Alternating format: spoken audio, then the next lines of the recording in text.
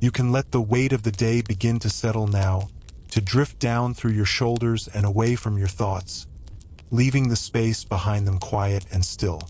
The hour has grown late enough that the world outside has finished its business, and what remains is simply the soft rhythm of your own breath and the low, steady hum of a room that has finally gone still. If the work here offers a place of rest for you, a space to step away from the noise, then a simple subscription or a like is a quiet way to mark your place. It is a gesture made only if it feels right, a small signal in the dark that you may wish to return here again. The structure of a life is often inherited, not chosen. The hours of the day, the division between labor and rest, the very expectation that one should rise and sleep according to a pattern not of one's own making, these are habits passed down through centuries, worn smooth by repetition until they feel like the natural order of things. The bells that once called monks from their sleep to pray in the chill of a stone chapel have softened into the insistent chime of a phone, a vibration on a nightstand that demands the beginning of another cycle. The sequence of work, of sustenance, of rest, it is an old choreography, and the steps have not changed as much as the music. Consider the gathering of people into a single room, the glow of screens replacing the flicker of candlelight on parchment. There is a stillness in the act of labor, the slow accumulation of small tasks that build a day. Fingers move across keys, papers are shifted from one pile to another, a cup of coffee cools on a desk. The light through a window moves across the floor in a slow, silent arc, marking the passage of time without comment. There is a fatigue that settles in the eyes by mid-afternoon, a heaviness in the spine from the simple act of sitting upright, of maintaining the posture of purpose. Conversations float in the air, low and measured, discussing tasks that will be forgotten by evening, planning for deadlines that exist only on a calendar. It is a kind of quiet theater, this performance of productivity, played out in thousands of rooms in thousands of cities, a ritual of survival dressed in the mundane clothes of routine. The afternoon deepens, and the quality of light shifts from bright and direct to a softer, more forgiving gold. The body begins to anticipate a release, a loosening of the obligations that have held it in place. The commute home is a liminal space, a time of transition where the self of the workplace slowly sheds its skin. The motion of a train, the hum of tires on pavement, the simple act of walking through a door and closing it behind you. This is the moment the monks would have called vespers, the evening prayer, a pause before the darkness. The modern equivalent is a different kind of ritual, the preparation of a meal, the mindless scroll through a device, the dimming of lights in a living room. The body seeks its own comfort, a soft chair, a quiet corner, the simple absence of demand. The meal itself is a performance of ancient needs. The preparation of food, the cutting and the heating, the arrangement on a plate, it is a series of small, focused actions that pull the mind away from abstraction and into the physical. The warmth of the food, the taste of it, the slow process of chewing and swallowing, these are anchors to the present. The kitchen, after the meal, returns to silence. The plates are clean, the counters wiped. The only sound the low hum of the refrigerator, a mechanical heartbeat in the quiet of the home. The windows are dark now, reflecting the interior back at itself. The world outside has become a suggestion, a place of distant streetlights and the occasional sound of a car passing in the night. In this hour, the mind often turns inwards, not to grand thoughts, but to the small, unfinished business of the day. A word left unsaid, a task left incomplete, a worry that circles like a moth around a light. There is a particular quality to this kind of thinking, a soft anxiety that has no real object, a restlessness that comes from the body slowing down while the mind has not yet received the signal to rest. This is the time when habits are formed, when one reaches for a book, or a screen, or simply stares at the ceiling, allowing the thoughts to pass like clouds. The house settles around you, its old materials contracting in the cooling air, a soft creak from the walls, the whisper of a draft. The bedroom is a room of its own, a space dedicated to the one act that will never be witnessed. The sheets are cool, the pillow holds the shape of previous nights. Lying down is an act of surrender, a horizontal acceptance of the day's end. The ceiling is a blank canvas, and the mind projects upon it the faint outlines of memories and plans. The body sinks into the mattress, the weight of the skeleton releasing into the softness. The breath becomes slower, deeper, a tide going out. The eyes close, and the visual world is replaced by the shifting, abstract patterns of the mind's own making. There is a deep history in this act of sleep, a lineage of human beings lying down in the dark, in caves and huts and grand palaces, all performing the same necessary ritual of oblivion. Before the bed, there was a pile of straw. Before the bedroom, there was a shared space with the family and the animals. The desire for privacy in sleep is a relatively new luxury, a curtain drawn against the world. The monks slept in dormitories, their rest a communal act, their dreams witnessed only by God. The medieval peasants slept fitfully, aware of the dangers that lurked in the dark, the cold, the wandering stranger, the things that went bump in the night that were not always mice. To sleep is to become medieval again. It is to lay down your defenses, to trust in the darkness, to release your hold on consciousness and let the hours pass unmarked. The modern world offers little practice in this kind of trust. It demands constant vigilance, a persistent attention to the flow of information. But the night demands the opposite. It demands a letting go, a quiet faith that the world will still be there in the morning. This is the oldest bargain. The sun sets, and you close your eyes, handing yourself over to the unknown. The room is dark now, the only light a faint line beneath the door from a hall left lit, or the soft, cold glow of a charging device. The silence has its own texture, a density that fills the ears. Occasionally, a sound from far away, a dog barking, a truck shifting gears, a distant siren that rises and falls and is gone, absorbed back into the quiet. These sounds are not disruptions, but confirmations of the vast, sleeping world outside this single room. They are the pulse of the city, the breath of the suburbs, the faint stirring of a life that continues even in the dark. The mind, in the hour before sleep, is a traveler in a familiar land. It revisits old places, old conversations, old versions of itself. It projects futures that will never happen, rewrites pasts that are long settled. This is not a productive exercise, but it is a necessary one, a kind of mental housekeeping before the long stillness. The thoughts drift, unanchored, from the trivial to the profound and back again. A memory of a meal eaten years ago, a fear about a meeting tomorrow, a line from a song heard on the radio, the face of a stranger on the street. They come and they go, and if you do not hold on to them, they will fade, leaving behind only the quiet rhythm of the breath. The night is a great equalizer.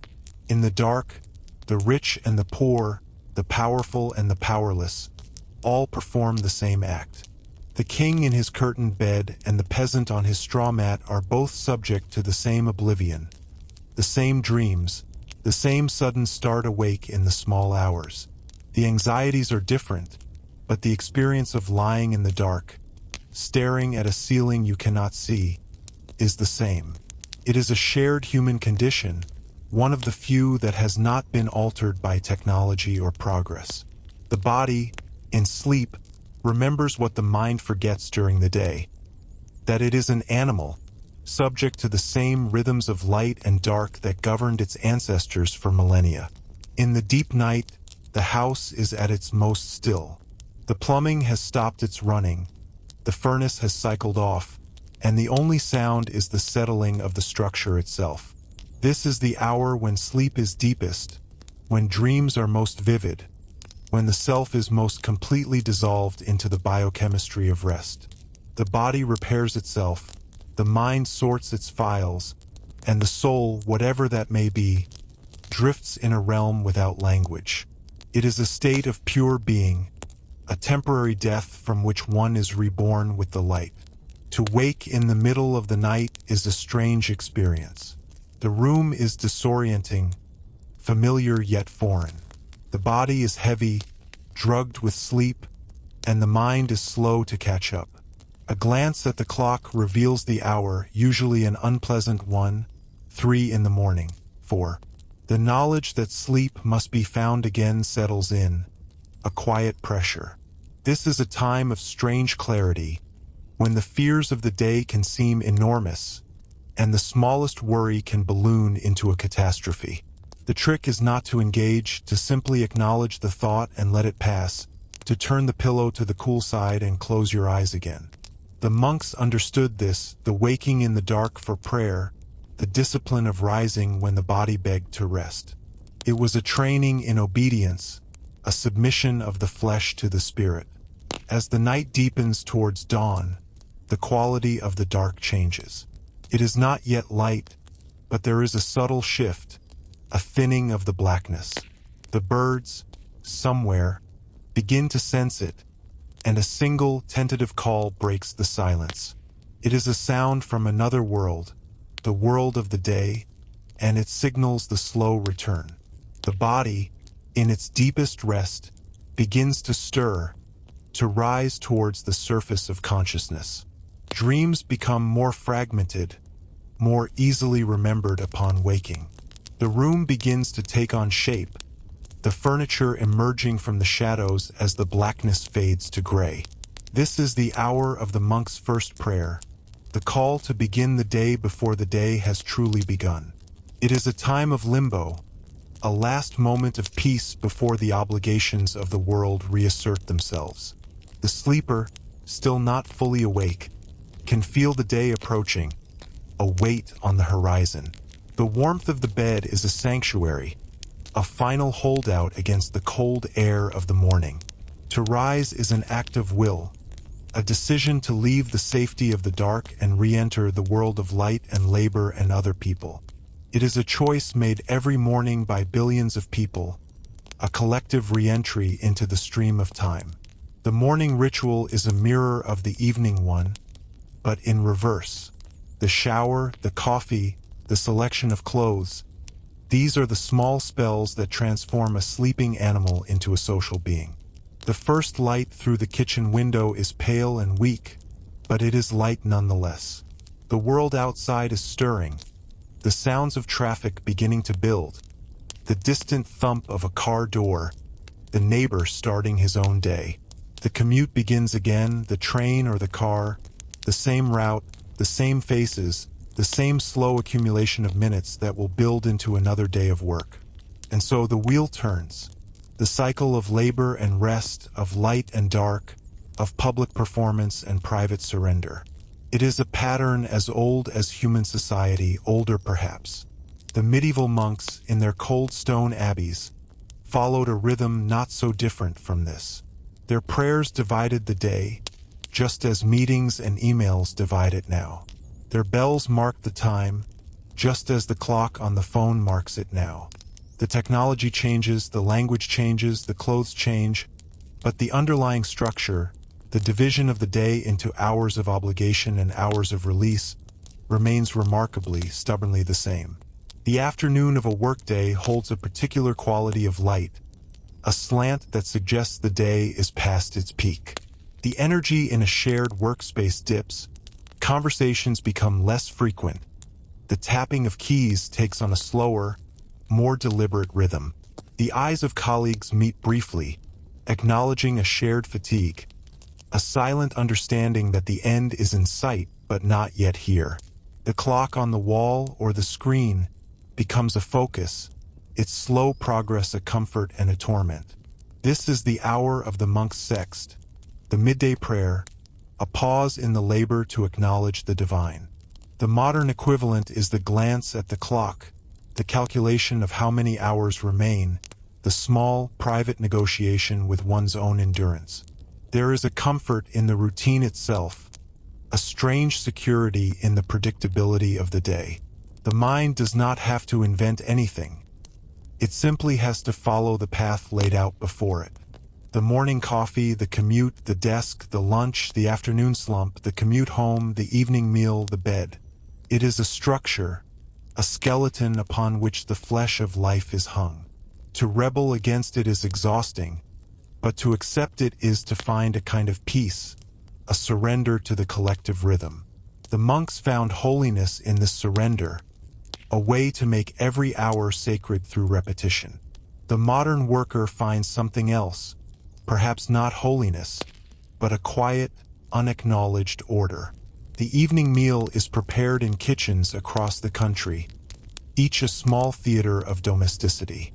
The sizzle of something in a pan, the chop of a knife on a board, the clink of plates being set on a table. This is a ritual of sustenance and, sometimes, of connection. Families gather, or roommates, or a single person eats alone, the only sound the television or the silence. The food is consumed, the body refueled for the night ahead. The dishes are washed, the counters wiped clean, and the kitchen returns to its quiet, waiting state. It is a room that sees the beginning and end of so many days, a silent witness to the small dramas of hunger and satisfaction. The living room after dinner becomes a cave. The lights are low, the screens are on, but the attention given to them is partial, distracted. A book lies open on a lap, a phone is idly scrolled. The mind is not focused on any one thing, but drifts from one stimulus to the next, seeking a kind of passive rest. This is the hour of Compline, the final prayer of the monastic day, the last words before the great silence of sleep. The content is different, but the function is the same. A winding down, a preparation for the end. The day's events are reviewed, not in prayer, but in memory, the highlights and lowlights replayed in a loop until they lose their sharp edges. The return to the bedroom is a return to the self. The door closes, and the public world is shut out. The clothes of the day are removed, replaced by the uniform of sleep. The routine of the night before is repeated, the brushing of teeth, the washing of the face, the small, private acts of maintenance. The bed is turned down, the pillow fluffed, the glass of water placed on the nightstand. These are the final preparations, the last acts of the waking will before the surrender to sleep. The light is turned off, and the room is plunged into darkness. The body finds its position, the one it knows by heart, the curl or the stretch that signals to the brain that rest is allowed. The breath deepens, the heart slows, the thoughts begin to lose their coherence, fragmenting into the non-logic of dreams. The ceiling, invisible now, is no longer a canvas for thought, but simply the top of the world, the boundary of this small, dark space. The sounds of the house continue, the settling, the hum, the whisper. They are the lullaby of the inanimate, the reassurance that the structure holds, that the night will pass, that the morning will come. And in this state, between waking and sleeping, between the day that was and the day that will be, there is a moment of pure peace. It is a moment without language, without thought, without worry. It is simply the experience of being alive in the dark, of breathing in and out, of existing as a body in a bed, in a room, in a house, in a world that is, for this one moment, completely still. This is the heart of the night, the reason for the whole cycle. This quiet, this dark, this deep and easy breath. It is what the day was for, and it is what the morning will undo. But for now, for these hours, it is everything. The sleep that follows is a landscape of its own. The mind builds its strange cities from the rubble of the day, populating them with faces known and unknown, sending the dreamer on errands that make no sense, through situations that dissolve upon waking. There is terror in dreams, and joy, and a profound, unsettling strangeness that no waking mind could invent. The body lies still, the eyes move behind their lids, and the brain performs its nightly alchemy, turning memory into meaning, or perhaps just turning memory into more memory. The hours pass in this other world, a lifetime lived in the space of a few moments of clock time. To wake from a dream is to be dislocated. The room is the same, but the mind is elsewhere, carrying the residue of a reality that has already vanished. It takes a moment, sometimes longer, to re-anchor, to remember where you are, who you are, that the dream was not real. The clock is checked again. Perhaps it is still the middle of the night, or perhaps it is nearly morning. The body adjusts, turning, seeking again the comfort of the pillow.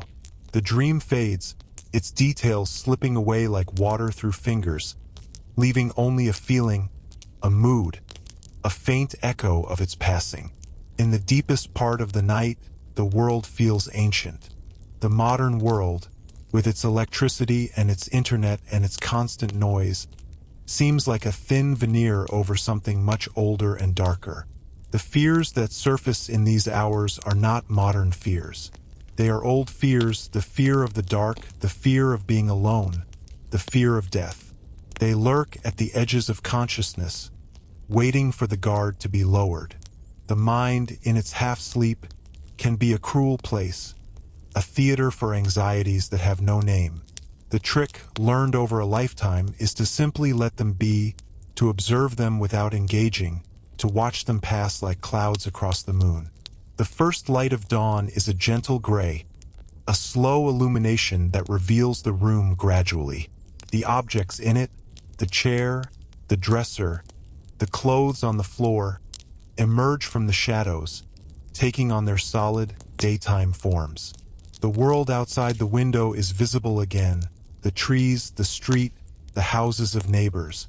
The birds are fully awake now, their calls a chorus that replaces the silence. The night is over. The cycle has completed its turn. The body stirs, feels the pull of the new day, the weight of the obligations that await. But for a few more moments, it can stay here, in the warmth of the bed, in the quiet of the dawn, suspended between the world of sleep and the world of wakefulness. This is the last sanctuary, the final breath before the plunge into the day. The alarm, when it sounds, is an intrusion, a sharp cut into the soft fabric of the morning. It is the modern bell, the signal to rise, to begin.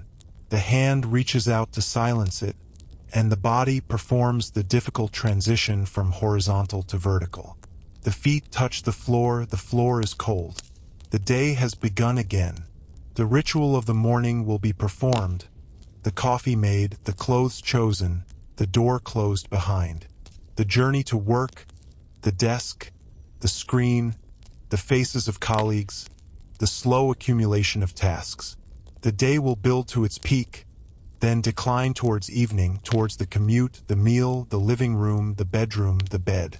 The cycle is eternal, unchanging, a wheel that turns and turns, carrying each person through the hours, through the years, through a life. The night will come again, as it always does, with its dark and its quiet and its rest. And the day will come again with its light and its labor. This is the structure, the old inherited rhythm. And in its repetition, there is a kind of peace, a kind of order, a kind of home. The afternoon settles into a deeper stillness, the kind that collects in rooms where the main occupation is waiting. Not waiting for anything in particular, but the general waiting that defines so much of shared labor. The waiting for a clock to reach a certain number, for a task to be completed, for a meeting to begin or end, for permission to leave. This waiting has a texture, a weight that accumulates in the spine and behind the eyes. It is the opposite of urgency, a slow suspension between one obligation and the next, and it fills the hours with a particular kind of fatigue that rest does not seem to touch. The windows in the workspace face a street or a parking lot or another building with its own windows and its own workers performing their own waiting. The light through these windows has moved since morning, traveling across the floor in a path as predictable as the hands of a clock. At a certain hour, it falls across a particular desk, illuminating the dust that hangs in the air, dust that is always there but only visible when the light catches it at this specific angle. The dust drifts, aimless, caught in currents too subtle to feel, and it is possible to watch it for a long time, to follow the path of a single particle as it rises and falls and disappears into the shadows. This is a form of meditation, though no one would call it that. It is simply what the eyes do when the mind has released its grip on the tasks before it. A colleague across the room shifts in their chair, the sound of fabric against fabric, a soft rustle that breaks the silence and then is absorbed by it. Another clears their throat, a single, dry sound. These small noises are the vocabulary of the shared space, a language of presence that requires no words. They say, "I am here and you are here, and we are both moving through this time together, though we do not speak of it." The phones are quiet. The computers hum. The ventilation system pushes air through the ducts with a steady, unchanging rush. It is a sound so constant that it becomes silence, a background upon which all other sounds are drawn. In the monastic tradition, the hours were marked by the reading of psalms, the chanting of prayers that had been chanted for centuries before. The words were not new, they were never new, and that was the point. Repetition was a form of devotion, a way of wearing down the self until only the prayer remained. The work of the modern day has a similar quality, though the prayers are different. The email that must be answered, the form that must be filed, the spreadsheet that must be updated. These tasks are performed, and then they are performed again, and again, a cycle that has no end because the work generates more work. The inbox empties and fills, empties and fills. The day ends with a sense of completion, and the next day begins with all the same tasks waiting, reborn in the night. There is a particular hour in the late afternoon when the body remembers that it has been sitting for a long time. The knees ache, the lower back sends a quiet signal of discomfort. The eyes are dry from staring at a screen. This is the hour when the quality of attention shifts, when the mind begins to look for exits, for reasons to stand, to walk, to step outside into the air. A trip to the water cooler becomes a small pilgrimage, a journey of 20 paces that breaks the monotony. The hallway is empty, the doors to other offices are closed, and the only sound is the echo of your own footsteps on the tile. The water is cold, the paper cup flimsy, and the act of drinking is a brief return to the physical, a reminder that you are a body and not just a mind attached to a task. The return to the desk is a return to the waiting. The screen has not changed in your absence. The cursor blinks in the same place, patient, indifferent. The afternoon stretches on, an expanse of time that seems to have no end, though intellectually you know it will end, that the clock will eventually reach the hour of release. But in this moment, the end is not visible. It is over the horizon, a concept rather than a reality. The mind drifts again, to the evening ahead, to the meal that will be prepared, to the comfort of home. These thoughts are a kind of fuel, a small fire that keeps the engine running through the final hours. The light outside the window has changed again, grown longer, more golden. The shadows of trees stretch across the parking lot, reaching towards the building as if to pull it into the coming dark. The street beyond is quieter now, the rush of morning and midday having subsided into the slower pace of late afternoon. A single car passes, then another minutes later. The world is winding down, preparing for its own evening, its own release. Inside the workspace, the same process is underway, though it is invisible. The energy has drained from the room, replaced by a quiet anticipation, a collective holding of breath until the moment when it will be acceptable to leave. The final hour is the longest. The clock seems to slow, each minute a small eternity. Tasks that would normally take 10 minutes stretch to fill 30, the mind unable to focus, the body already half gone. This is the time of small errors, of typos that must be corrected, of sentences that must be read twice because the first reading did not register. The brain is preparing for sleep, even though sleep is hours away. It is beginning its shutdown sequence, conserving energy, waiting for permission to power off completely. Then the clock reaches the appointed number. There is no bell, no signal, but the shift in the room is immediate. Chairs roll back, bags are packed, coats are retrieved from hooks. The sound of keys, of zippers, of footsteps moving towards the door. A few words are exchanged, the small courtesies of departure. Have a good evening, see you tomorrow. The door opens, closes, and the room is empty. The silence that follows is different from the silence of occupation. It is deeper, more complete, a silence that belongs only to the space itself, waiting for the return of people in the morning. The walk to the car or to the train or to the bus stop is a transition. The air outside is cooler now, carrying the smells of the evening, exhaust and damp pavement and something green from a nearby yard. The sky is doing its slow fade from blue to orange to the deep purple that precedes night. The body moves differently here, released from the posture of the desk, finding its own rhythm in the act of walking. The mind, too, begins to move differently, turning away from the tasks of the day and towards the concerns of home. What will be eaten, who will be spoken to, what will be watched or read.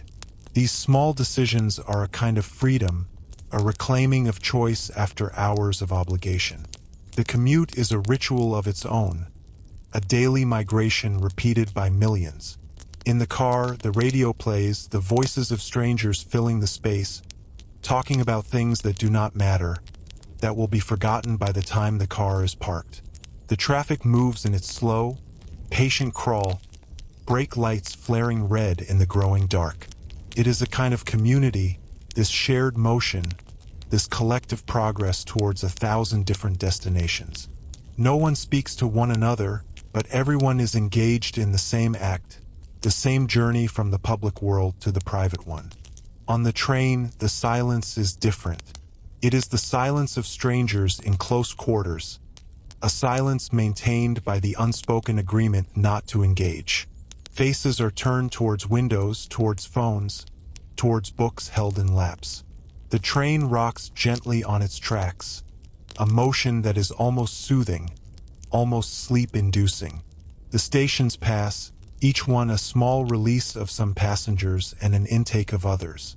The names of the stations are familiar, memorized from years of repetition, and the announcement of each one is a marker of progress, a sign that home is getting closer. The door of home opens onto a different world. The air inside is still, carrying the smells of the house itself, the particular combination of cleaning products and old wood and the faint trace of meals cooked days ago. The bags are set down, the coat hung up, the shoes removed. These are the first acts of the evening, the small rituals that mark the transition from the person you are in the world to the person you are at home. The rooms are quiet, waiting for you to fill them with your presence. The kitchen light is turned on, and the evening begins its slow, predictable progress. The preparation of the evening meal is a kind of meditation, a sequence of small physical tasks that require just enough attention to keep the mind from wandering into worry. The washing of vegetables, the chopping, the heating of oil in a pan. The sounds of cooking, the sizzle and the stir, are the sounds of care, of sustenance being created from raw ingredients. There is satisfaction in this, a satisfaction that is older than any other, the satisfaction of making food, of providing for the body that has worked through the day. The meal, when it is ready, is eaten slowly, each bite a small reward. After the meal, the dishes. This is the part of the evening that no one thinks about, the necessary conclusion to the act of eating. The hot water, the soap, the sponge moving in circles across plates and bowls. The hands are in the water, feeling the warmth, the slickness of the soap, the solidity of the ceramics. It is a mindless task, and in its mindlessness there is a kind of peace. The thoughts come and go, unattached, drifting through the mind like the dust in the afternoon light. The dishes are rinsed, stacked in the rack to dry, and the kitchen is clean again, ready for the morning. The living room in the evening is a space of low light and soft sounds. The television is on, but the volume is low, the images on the screen a moving wallpaper that requires no attention. A book lies open on the arm of the chair, read in fits and starts, a few pages at a time before the eyes grow heavy and the mind wanders. This is the hour of true rest, not the active rest of sleep, but the passive rest of simply being, of occupying a space without the need to do anything within it. The body sinks into the furniture, the muscles releasing their final tensions of the day, and the hours stretch out, unhurried, unmeasured. The phone buzzes, a message from someone, a notification from somewhere. It is a small intrusion, easily ignored or easily answered. The choice is yours, and that choice is itself a form of freedom. To engage or not to engage, to remain in the quiet of the evening or to re-enter the world of conversation and demand. Most evenings, the choice is to remain, to let the phone lie silent on the table, its screen dark, its buzzes unanswered. The world can wait. The night is for rest. The hour grows later and the body gives its signals. A yawn, a heaviness in the eyelids, a restlessness in the limbs. These are the ancient signals, the same signals that sent ancestors to their beds in caves and huts and tents. The body knows what it needs, and it asks for it in a language that has not changed in 100,000 years. The response is the same as it has always been. The preparation for bed, the final rituals of the day. The bathroom is bright after the dimness of the living room, the light harsh on the eyes.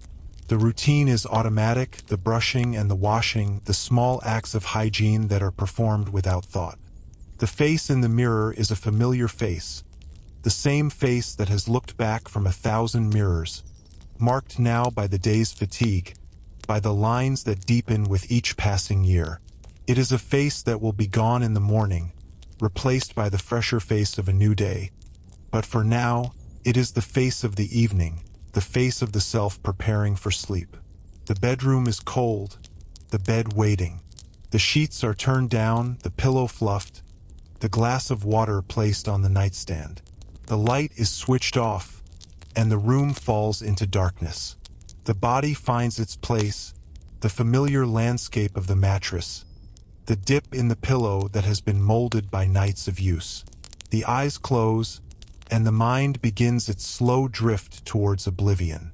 The day's events pass in review, a final parade of images and sounds and words, and then they begin to fragment, to lose their coherence, to dissolve into the formless thoughts that are the gateway to sleep.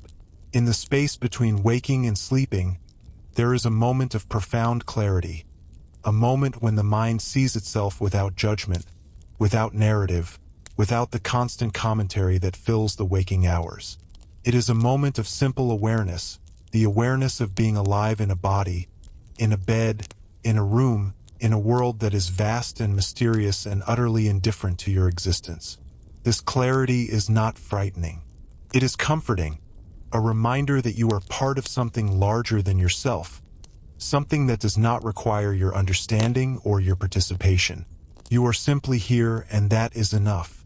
The sleep that comes is deep and without dreams, or with dreams that are forgotten upon waking.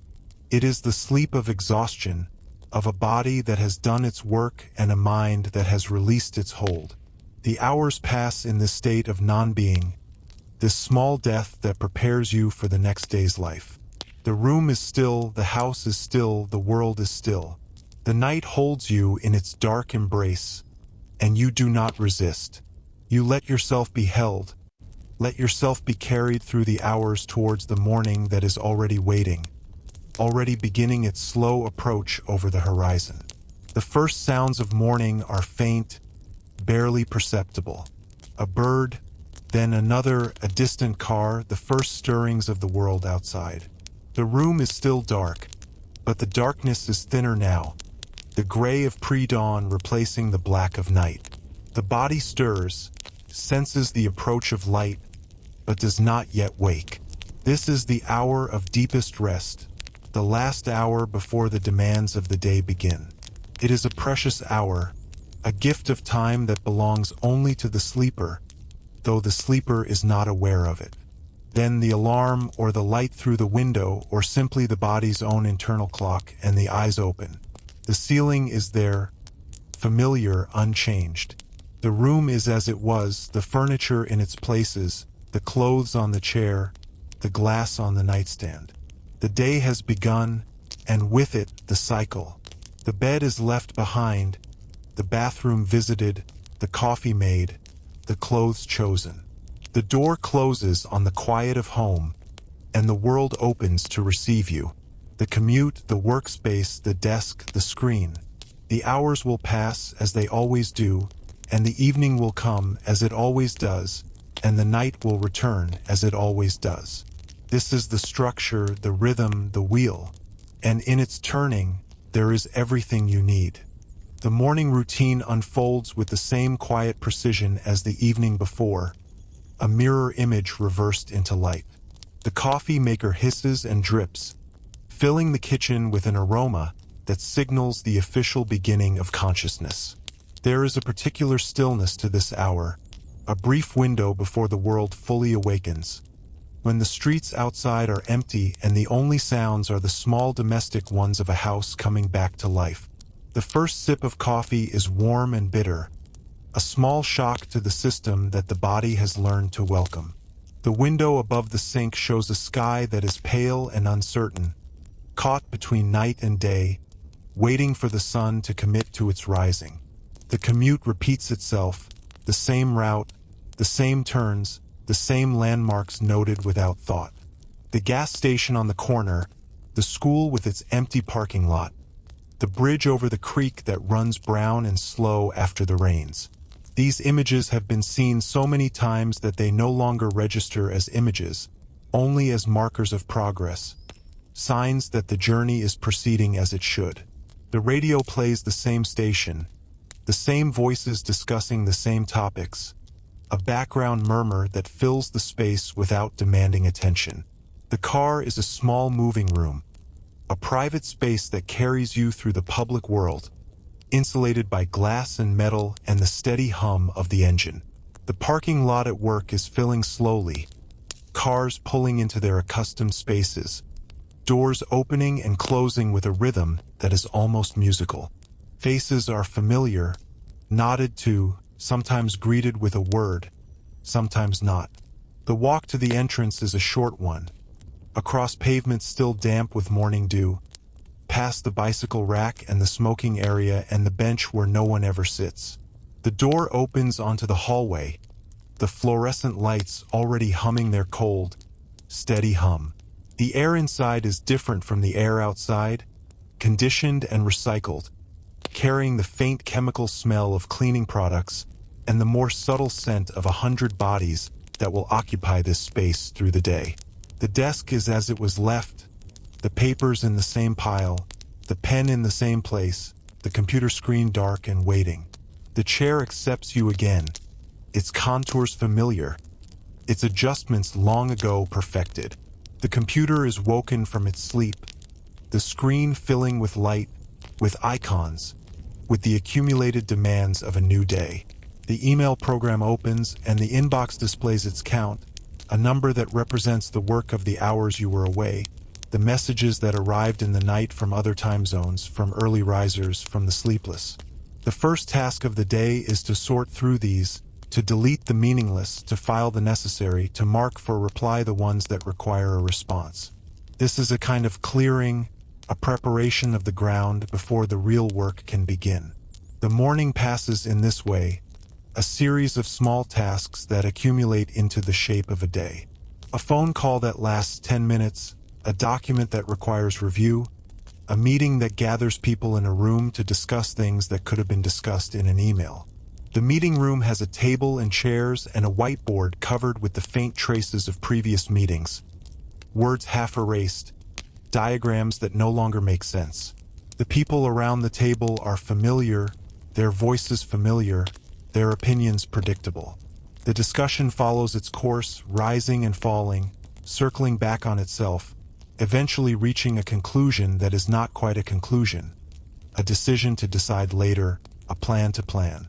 The meeting ends, the chairs push back, the people disperse to their various desks, and the morning continues. The quality of light in the workspace changes slowly, imperceptibly, the way it always does. By mid-morning, it has lost its early pallor and taken on a brighter, more direct quality. The sun, if it is visible, has climbed above the buildings and now pours through the windows in long, slanted rectangles. The dust motes dance in these rectangles. Their slow drift a reminder of the air that moves through this sealed environment, the constant circulation that keeps the temperature even and the atmosphere breathable. The windows do not open, cannot open, and so the air is the same air, recirculated and refreshed, a closed system that mirrors the closed system of the work itself. Lunch is a break, a designated hour of release. Some people leave the building, walking to nearby restaurants or cafes, seeking a change of scene and a different kind of food. Others remain, eating at their desks or in the small break room with its microwave and its refrigerator and its notice board covered in outdated announcements. The food is eaten quickly or slowly, depending on the person, depending on the day. A sandwich, a salad, leftovers reheated in the microwave, the meal a brief intermission in the long performance of the day. The hour passes, and the return to the desk is a return to the familiar. The screen waiting, the tasks waiting, the afternoon stretching out ahead like a road with no visible end. The afternoon has its own character, distinct from the morning. The energy is different, lower, more diffuse. The mind, having been at work for hours, has settled into its routine, no longer sharp but no longer struggling. This is the plateau of the day, the long, flat stretch between the morning's rise and the evening's decline. The work continues, but it is work done on a kind of autopilot, the hands and the eyes performing their functions while the mind drifts elsewhere, to other places, other times, other possibilities. The screen is a window into a world of data, of information, of tasks, but the mind looks through it, beyond it, to the world outside the window, to the sky and the trees and the distant movement of clouds. There is a particular kind of fatigue that arrives in mid-afternoon, a heaviness in the body that has nothing to do with physical exertion. It is the fatigue of sitting, of remaining still, of holding the same posture for hours. The body rebels against the stillness, sending signals of discomfort that are ignored or accommodated with small adjustments. A shift in the chair, a stretch of the arms, a rotation of the neck. These small movements are the body's protest, its reminder that it was made for motion, for walking and running and lifting and carrying, not for this endless stillness. But the protest is quiet, easily dismissed, and the body returns to its stillness, to its waiting, to its long, slow endurance of the day. The afternoon deepens, the light through the windows shifting again, growing longer, more golden. The shadows outside have changed direction, now stretching eastward instead of west, reaching towards the building as if to pull it into the approaching evening. The street beyond the parking lot is busier now, the school having released its children, the traffic having increased to a steady flow. Cars pass, their headlights not yet on, but their presence a reminder that the day is moving towards its close. Inside, the work continues, the same tasks, the same screens, the same small motions of fingers on keys and mice. A colleague stops by the desk, a brief conversation about nothing in particular, the weather, a television show, a piece of office gossip. These conversations are the social fabric of the workplace, the small threads that connect people beyond the purely functional. They last a few minutes, then end, and the colleague moves on to another desk, another conversation, another small thread. The silence returns, but it is a different silence now, warmed slightly by the human contact, by the knowledge that there are others here, others sharing this same experience of the passing day. The final hour of the workday has a quality of anticipation, a collective awareness that the end is near. Tasks are wrapped up, emails are sent, documents are saved and closed. The mind begins its transition, turning towards the evening ahead, towards home and rest and the private world that waits beyond these walls. The clock moves more quickly now, or seems to, each minute carrying the promise of release. The last few minutes are the longest, a final test of patience, a small endurance that must be completed before the freedom of the evening can begin. Then the clock reaches the hour, and the release comes. The chair is pushed back, the bag is packed, the coat is retrieved. The walk to the door, the nod to a colleague, the push through the exit into the air of the evening. The parking lot is full of people performing the same motions, unlocking cars, starting engines, preparing for the commute home. The car starts, the radio plays, the traffic accepts you into its slow, patient flow. The day's work is behind you, and the evening's rest is ahead.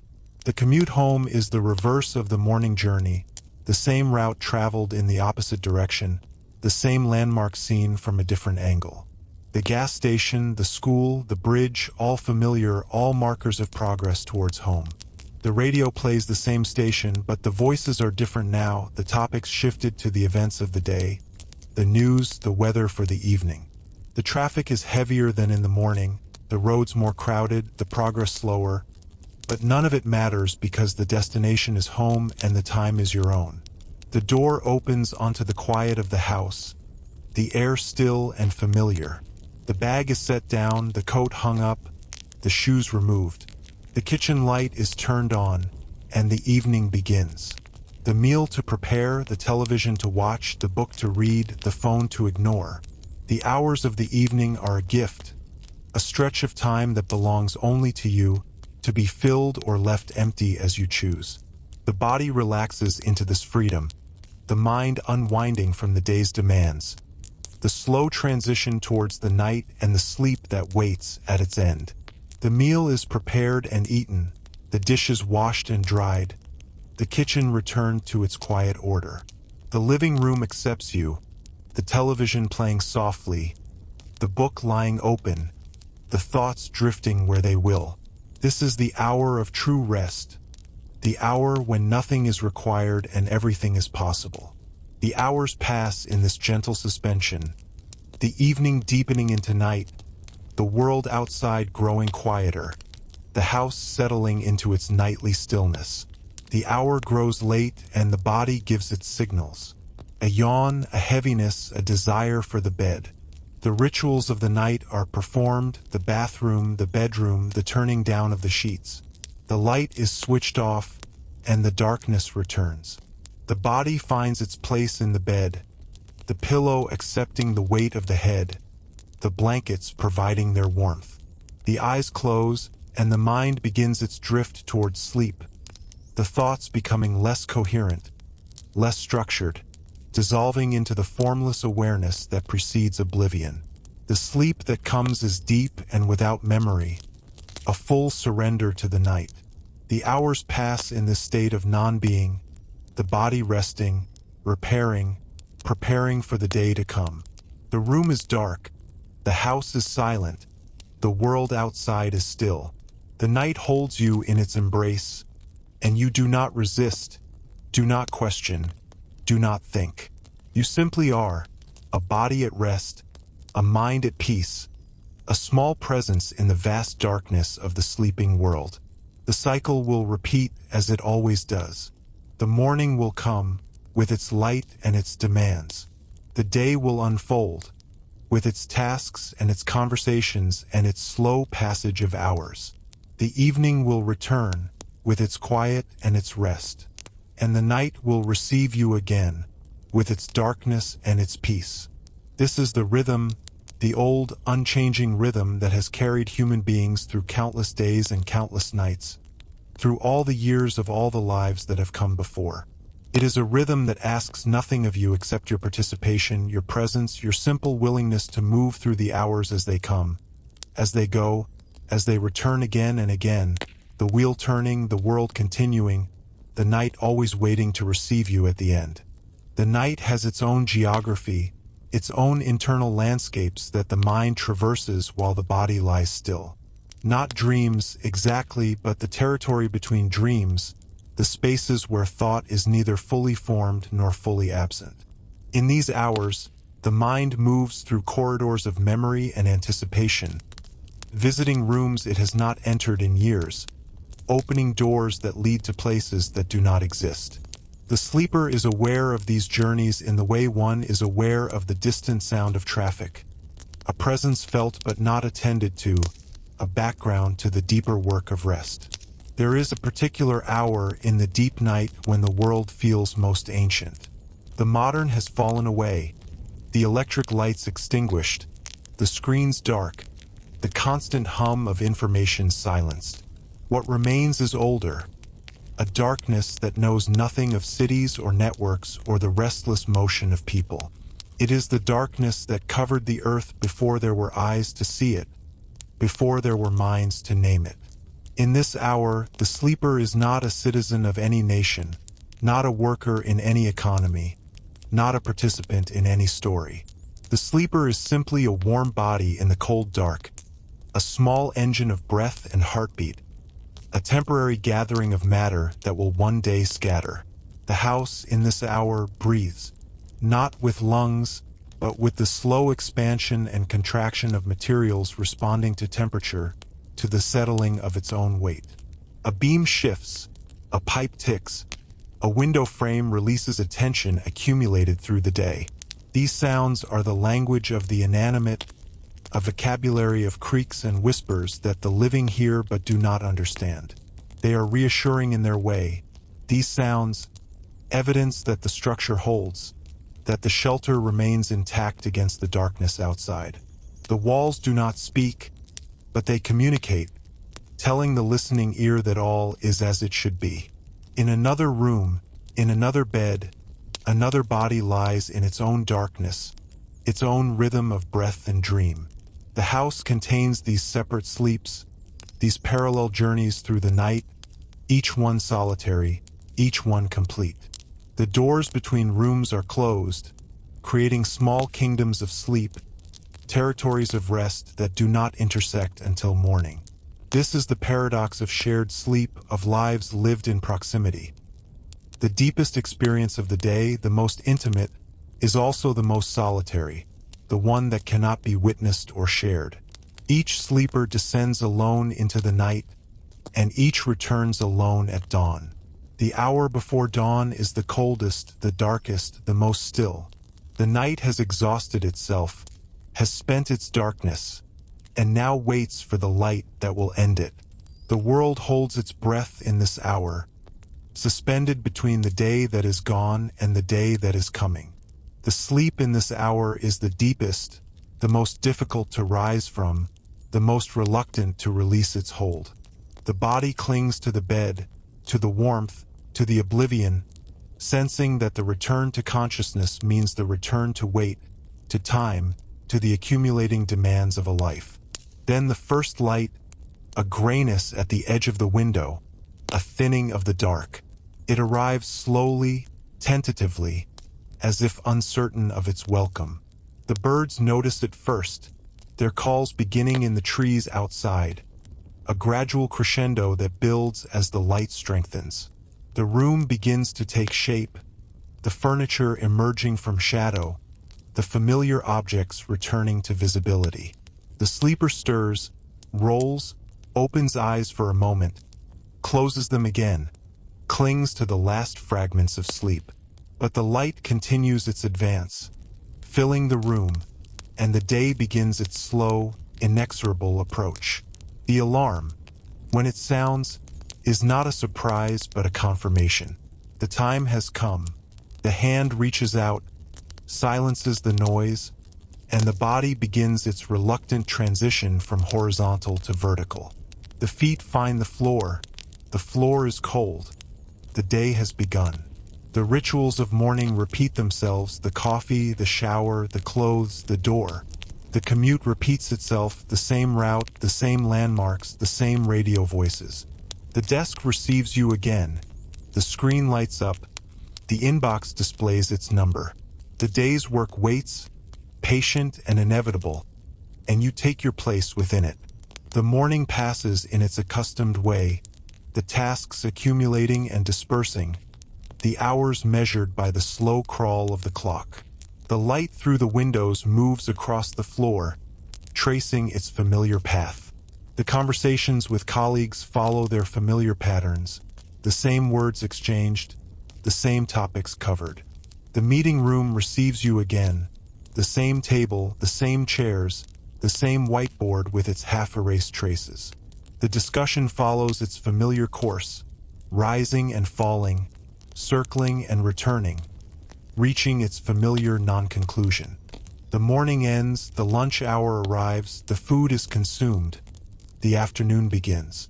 The afternoon stretches out, long and flat, a landscape of time with no visible features. The work continues, the same motions, the same screens, the same small decisions that accumulate into the shape of a day. The body sits in its chair, the eyes fixed on the screen, the hands resting on the keys. The mind drifts, visiting other places, other times, other versions of itself. The window shows the sky, the trees, the slow passage of clouds. The hours pass in this suspension, this waiting, this long endurance of the present moment. The late afternoon brings its shift in light, the golden quality that signals the approach of evening. The shadows lengthen, the traffic outside increases, the world begins its transition towards night. The final hour approaches, the tasks are wrapped up, the emails are sent, the documents are saved. The clock reaches its number, and the release comes. The chair is pushed back, the bag is packed, the coat is retrieved. The walk to the car, the commute home, the door that opens onto quiet and rest. The evening meal is prepared, the same ingredients, the same motions, the same satisfaction in the creation of sustenance. The food is eaten, the dishes washed, the kitchen returned to order. The living room receives you, the television playing softly, the book lying open, the thoughts drifting. The hours of the evening pass in this gentle rhythm, the day's fatigue settling into the body, the mind unwinding from its labors. The night approaches, and with it, the return to the bed, to the darkness, to the deep rest that waits. The rituals of the night are performed, the bathroom, the bedroom, the turning down of the sheets. The light is switched off, and the darkness returns. The body finds its place in the bed, the pillow receives the head, the blankets provide their warmth. The eyes close, and the drift begins.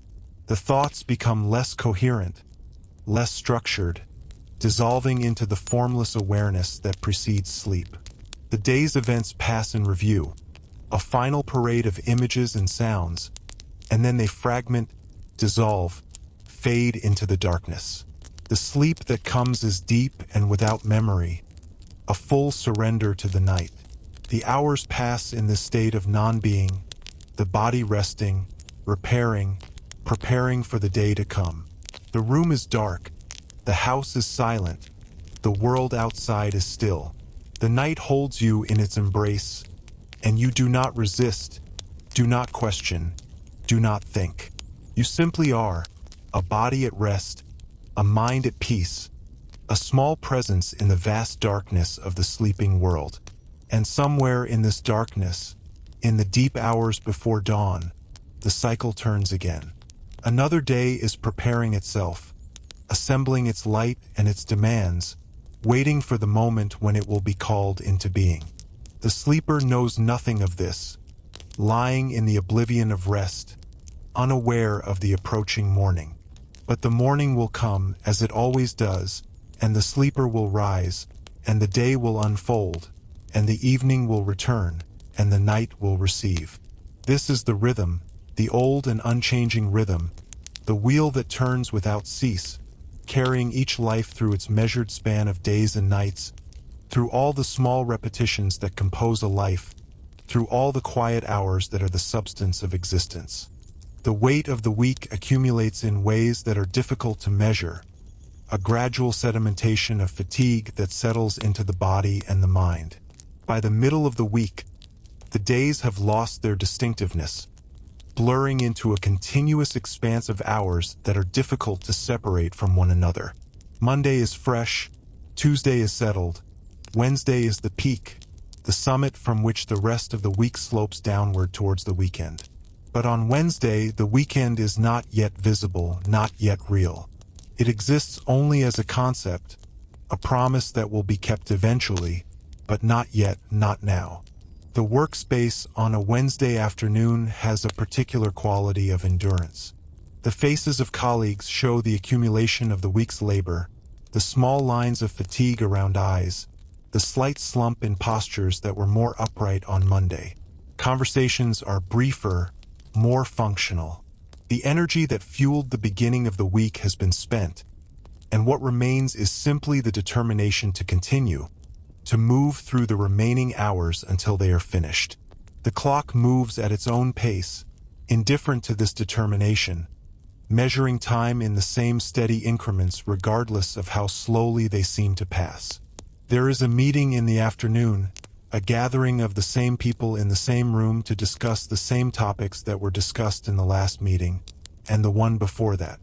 The discussion follows its familiar orbit, circling around problems that have no solutions, or solutions that have been proposed and rejected, or decisions that have been deferred to a future meeting that will be exactly like this one.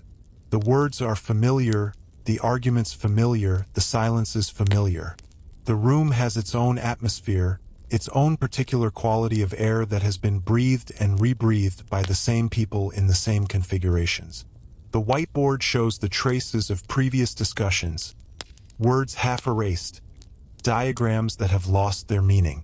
The meeting ends, as it always does, with a sense of having accomplished something that cannot be named, or nothing at all, depending on perspective.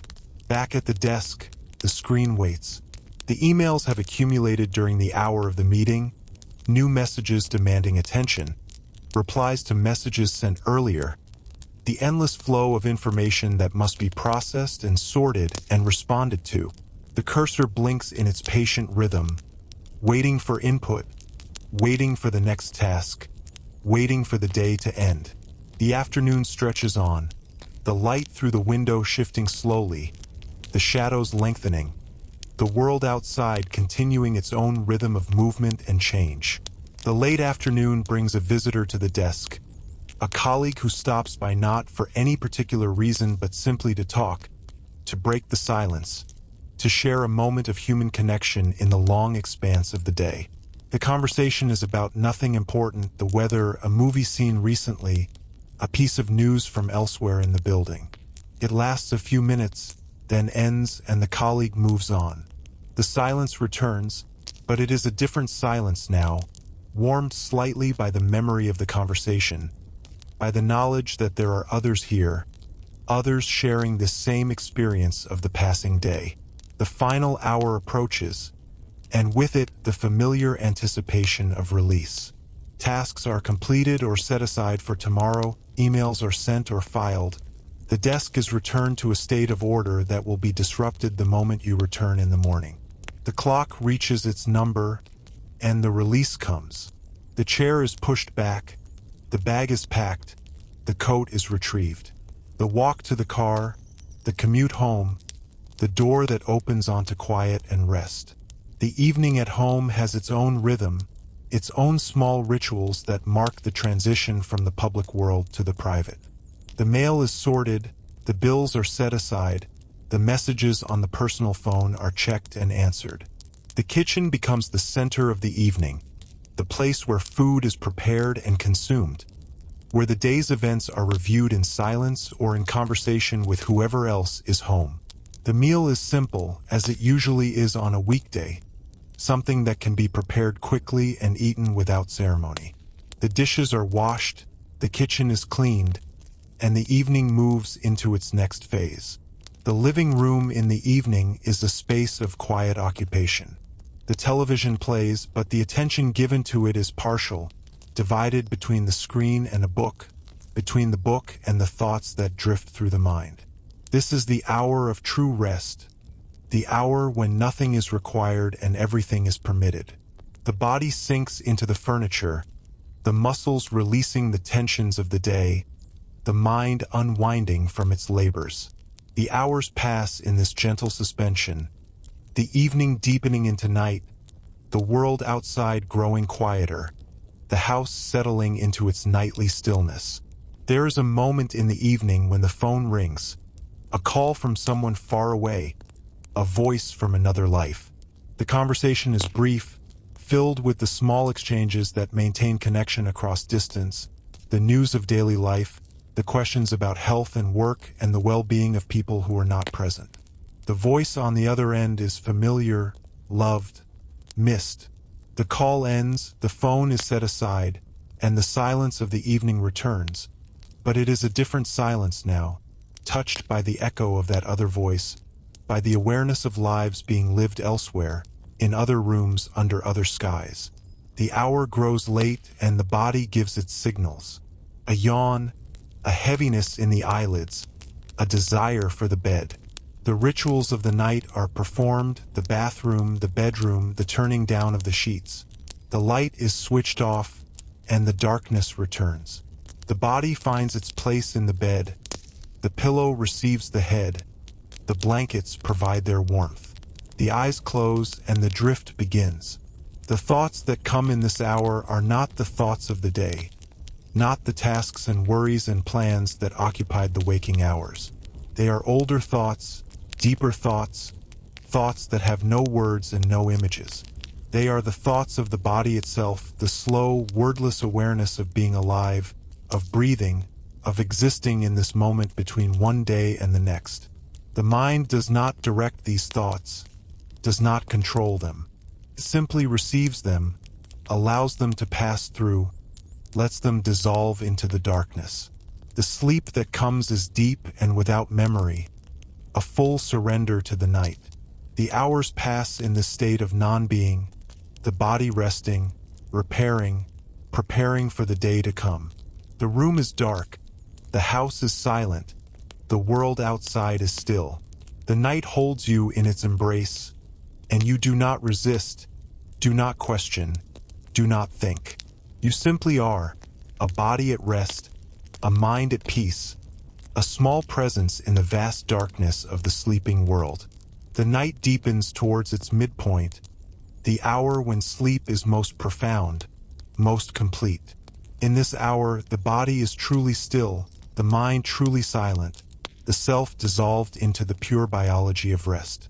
The heart beats its steady rhythm, the lungs fill and empty, the blood circulates through its endless circuit. These processes continue without consciousness, without awareness, without the need for any direction. The body knows what to do, has always known, will always know. It requires nothing from the mind except this temporary absence, this brief release from the burden of being aware. In another room, in another bed, another body lies in its own darkness, its own rhythm of breath and dream. The house contains these separate sleeps, these parallel journeys through the night, each one solitary, each one complete. The walls between rooms are thin, but they might as well be mountains for the distance they create between one sleeper and another. In sleep, each person is alone in a way that is not possible during the day, alone with their own darkness, their own dreams, their own silent passage through the hours. The hour before dawn is the coldest, the darkest, the most still. The night has exhausted itself, has spent its darkness, and now waits for the light that will end it. The world holds its breath in this hour, suspended between the day that is gone and the day that is coming. The sleep in this hour is the deepest, the most difficult to rise from, the most reluctant to release its hold. The body clings to the bed, to the warmth, to the oblivion, sensing that the return to consciousness means the return to weight, to time, to the accumulating demands of a life. Then the first light, a grayness at the edge of the window, a thinning of the dark. It arrives slowly, tentatively, as if uncertain of its welcome. The birds notice it first, their calls beginning in the trees outside, a gradual crescendo that builds as the light strengthens. The room begins to take shape, the furniture emerging from shadow, the familiar objects returning to visibility. The sleeper stirs, rolls, opens eyes for a moment, closes them again, clings to the last fragments of sleep. But the light continues its advance, filling the room, and the day begins its slow, inexorable approach. The alarm, when it sounds, is not a surprise but a confirmation. The time has come. The hand reaches out, silences the noise, and the body begins its reluctant transition from horizontal to vertical. The feet find the floor is cold, the day has begun. The rituals of morning repeat themselves: the coffee, the shower, the clothes, the door. The commute repeats itself, the same route, the same landmarks, the same radio voices. The desk receives you again. The screen lights up. The inbox displays its number. The day's work waits, patient and inevitable, and you take your place within it.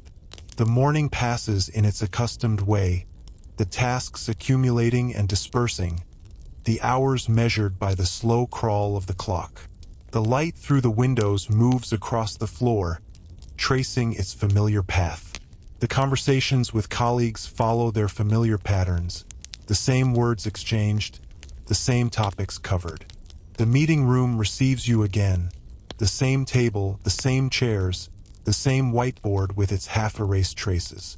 The discussion follows its familiar course, rising and falling, circling and returning, reaching its familiar non-conclusion. The morning ends, the lunch hour arrives, the food is consumed, the afternoon begins. The afternoon stretches out, long and flat, a landscape of time with no visible features. The work continues, the same motions, the same screens, the same small decisions that accumulate into the shape of a day. The body sits in its chair, the eyes fixed on the screen, the hands resting on the keys. The mind drifts, visiting other places, other times, other versions of itself. The window shows the sky, the trees, the slow passage of clouds. The hours pass in this suspension, this waiting, this long endurance of the present moment. The late afternoon brings its shift in light, the golden quality that signals the approach of evening. The shadows lengthen, the traffic outside increases, the world begins its transition towards night. The final hour approaches, the tasks are wrapped up, the emails are sent, the documents are saved. The clock reaches its number, and the release comes. The chair is pushed back, the bag is packed, the coat is retrieved. The walk to the car, the commute home, the door that opens onto quiet and rest. The evening meal is prepared, the same ingredients, the same motions, the same satisfaction in the creation of sustenance. The food is eaten, the dishes washed, the kitchen returned to order. The living room receives you, the television playing softly, the book lying open, the thoughts drifting. The hours of the evening pass in this gentle rhythm, the day's fatigue settling into the body, the mind unwinding from its labors. The night approaches, and with it, the return to the bed, to the darkness, to the deep rest that waits. The rituals of the night are performed, the bathroom, the bedroom, the turning down of the sheets. The light is switched off, and the darkness returns. The body finds its place in the bed, the pillow receives the head, the blankets provide their warmth. The eyes close and the drift begins. The thoughts become less coherent, less structured, dissolving into the formless awareness that precedes sleep. The day's events pass in review, a final parade of images and sounds, and then they fragment, dissolve, fade into the darkness. The sleep that comes is deep and without memory, a full surrender to the night. The hours pass in this state of non-being, the body resting, repairing, preparing for the day to come. The room is dark, the house is silent, the world outside is still. The night holds you in its embrace, and you do not resist, do not question, do not think. You simply are, a body at rest, a mind at peace, a small presence in the vast darkness of the sleeping world. And somewhere in this darkness, in the deep hours before dawn, the cycle turns again. Another day is preparing itself, assembling its light and its demands, waiting for the moment when it will be called into being. The sleeper knows nothing of this, lying in the oblivion of rest, unaware of the approaching morning. But the morning will come, as it always does, and the sleeper will rise, and the day will unfold, and the evening will return, and the night will receive.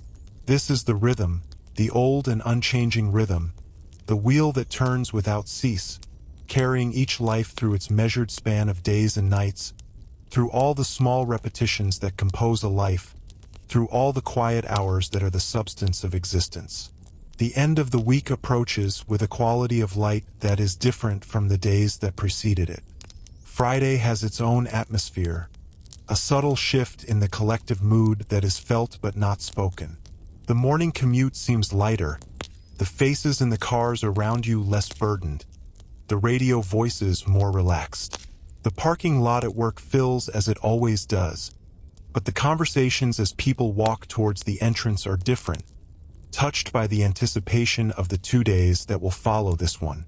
The week is nearly complete, its weight almost fully carried, and the release that waits at the end of this day is visible now, real and approaching. The desk receives you for the final time this week, the screen lighting up with its familiar display. The inbox shows its number, but the number seems smaller, less urgent, as if the emails themselves sense that today is different. The tasks of the day are the same tasks that have occupied other days, but they are performed with a different energy, a lightness that comes from knowing that completion is near. The morning passes more quickly than other mornings, the hours seeming to compress, to move towards their end with greater speed.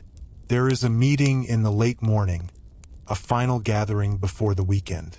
The same people, the same room, the same topics, but the tone is different. There is a looseness in the conversation, a willingness to let things go, to defer decisions to next week, to acknowledge that nothing is so urgent that it cannot wait until Monday. The meeting ends earlier than usual, the participants dispersing to their desks with a sense of having completed something, though nothing has been completed. The whiteboard shows its familiar traces, but they will wait, unchanged, for the return on Monday. The lunch hour arrives, and the break room is more animated than usual. Conversations are longer, laughter more frequent. Plans for the weekend are discussed, the small hopes and intentions that will fill the 2 days ahead. Some will travel, some will rest, some will work on projects that have been waiting for just such an expanse of free time. The food is eaten, the hour passes, and the return to the desk is softer, less of a re-entry and more of a gentle continuation. The afternoon of the last day has a particular quality, a sense of time moving towards a known destination. The tasks that remain are the small ones, the ones that can be completed in the remaining hours, the ones that will not spill over into next week. The screen is attended to, the emails are answered, the documents are saved and closed. The light through the window shifts through its afternoon progression, the shadows lengthening, the golden quality deepening, the approach of evening becoming more pronounced with each passing minute. The final hour arrives, and with it the familiar anticipation, but heightened now by the knowledge that this anticipation will be fulfilled not just for a single evening but for 2 full days. The tasks are completed, the desk is cleared, the computer is shut down. The chair is pushed back for the last time this week, the bag is packed, the coat is retrieved. The walk to the door is different from other days, carrying the weight of finality, of completion. The nod to a colleague carries a different meaning, a "see you Monday" that is spoken with a smile. The parking lot is busy with the same motions, the unlocking of cars, the starting of engines, the preparation for the commute home. But the traffic seems lighter, the roads more open, the journey quicker. The radio plays its familiar music, but the songs seem better, the voices more cheerful. The landmarks pass in their accustomed order. The gas station, the school, the bridge, each one a marker of progress towards the weekend that now waits, real and tangible, just ahead. The door of home opens onto a different kind of quiet, a quiet that knows that tomorrow there will be no alarm, no commute, no desk waiting. The bag is set down, the coat hung up, the shoes removed, and the weekend begins. The kitchen is visited, a meal prepared that is more elaborate than the weekday meals, a small celebration of the time that stretches ahead. The food is eaten slowly, with attention, with the awareness that there is no need to hurry, no need to prepare for an early morning. The evening of the last day has a different quality from other evenings. The television is watched, but with a different attention, a willingness to stay up later, to watch another episode, to let the hours extend beyond their usual boundaries. The book is read for longer, the pages turning without the usual awareness of the time. The phone is checked, messages from friends are answered, plans for the weekend are confirmed or created. The evening stretches out, generous and unhurried, a gift of time that has been earned by the days that preceded it. The hour grows late, later than on other nights, and the body gives its signals. A yawn, a heaviness, a desire for the bed. But the signals are different tonight, softer, less urgent. There is no need to rise at a particular hour tomorrow, no need to calculate how many hours of sleep remain before the alarm. The bed will be there when you are ready, and the morning will wait however long you choose to sleep. The rituals of the night are performed, the bathroom, the bedroom, the turning down of the sheets. The light is switched off, and the darkness returns. The body finds its place in the bed, the pillow receives the head, the blankets provide their warmth. The eyes close and the drift begins. The thoughts that come are not the thoughts of the week, not the tasks and worries and plans that occupied the days. They are softer thoughts, thoughts of rest, of release, of the 2 days that lie ahead, empty and waiting to be filled. The sleep that comes is deep and without memory, a full surrender to the night. The hours pass in this state of non-being, the body resting, repairing, preparing not for a single day but for the expanse of time that follows. The room is dark, the house is silent, the world outside is still. The night holds you in its embrace, and you do not resist, do not question, do not think. You simply are, a body at rest, a mind at peace, a small presence in the vast darkness of the sleeping world. The morning of the first day of the weekend arrives differently from other mornings. The light through the window is the same light, the birds sing the same songs, but there is no alarm to end the sleep. The body wakes when it is ready, slowly, gradually, emerging from dreams into consciousness at its own pace. The eyes open, close, open again. The ceiling is examined, the light on it noted, the quality of the morning assessed. There is no urgency, no demand, no requirement to move. The bed becomes a different place on weekend mornings, a sanctuary of lingering, a space where time is not measured against obligations. The body stretches, turns, finds new positions of comfort. The mind wanders through the thoughts that come in this state of half-sleep, the dreams fading into memories, the plans for the day beginning to form. The hours stretch ahead, unmarked and unclaimed, waiting to be filled or left empty as the mood dictates. Eventually, the body decides to rise. The feet find the floor is the same floor, but the day is different. The kitchen is visited, the coffee made, but the coffee is drunk more slowly, with more attention, with the awareness that there is nowhere to go and nothing that must be done. The window above the sink shows the same view, but the view seems larger today, more available, less a backdrop to departure and more a scene to be observed. The weekend has its own rhythm, a slower rhythm, a rhythm that is chosen rather than imposed. The hours are not divided into tasks and meetings and deadlines. They are open, flexible, responsive to whatever mood arises. A walk might be taken, or a book might be read, or a project might be begun that has been waiting for just such an expanse of time. The phone might be ignored, or it might be used to connect with people who are not seen during the week. The choices are many, and none of them are wrong. The afternoon of the weekend day has a different quality from weekday afternoons. The light through the windows is the same light, but it moves across floors that are not occupied by desks, across rooms that are not filled with the quiet hum of work. The house itself seems different on weekends, more present, more itself, less a place passed through on the way to somewhere else. The rooms are inhabited more fully, lived in rather than simply occupied between departures and returns. There might be a meal prepared that takes longer, that involves more ingredients, that is shared with others or eaten alone with more attention. The kitchen becomes a place of creation rather than merely a place of necessity. The sounds of cooking fill the house, the sizzle and stir, the chop of knife on board, the occasional taste test that is its own small pleasure. The meal, when it is ready, is eaten slowly with appreciation, with the awareness that there is time to savor it.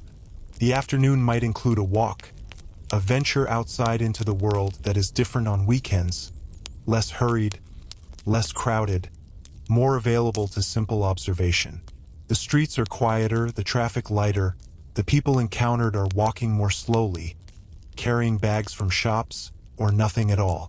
The park, if there is one nearby, holds families and couples and solitary walkers, all engaged in the same weekend rhythm of unhurried movement through space. The trees are the same trees, the sky the same sky, but they are seen differently today, with eyes that are not looking towards the next obligation. The evening of the weekend day arrives with its own particular quality. There is no anticipation of Monday yet, no awareness that this is the last evening before the return to work. That awareness will come later, on Sunday evening, but for now, the weekend still stretches ahead. Another full day still waiting to be lived. The television is watched, the book is read, the phone is used or ignored.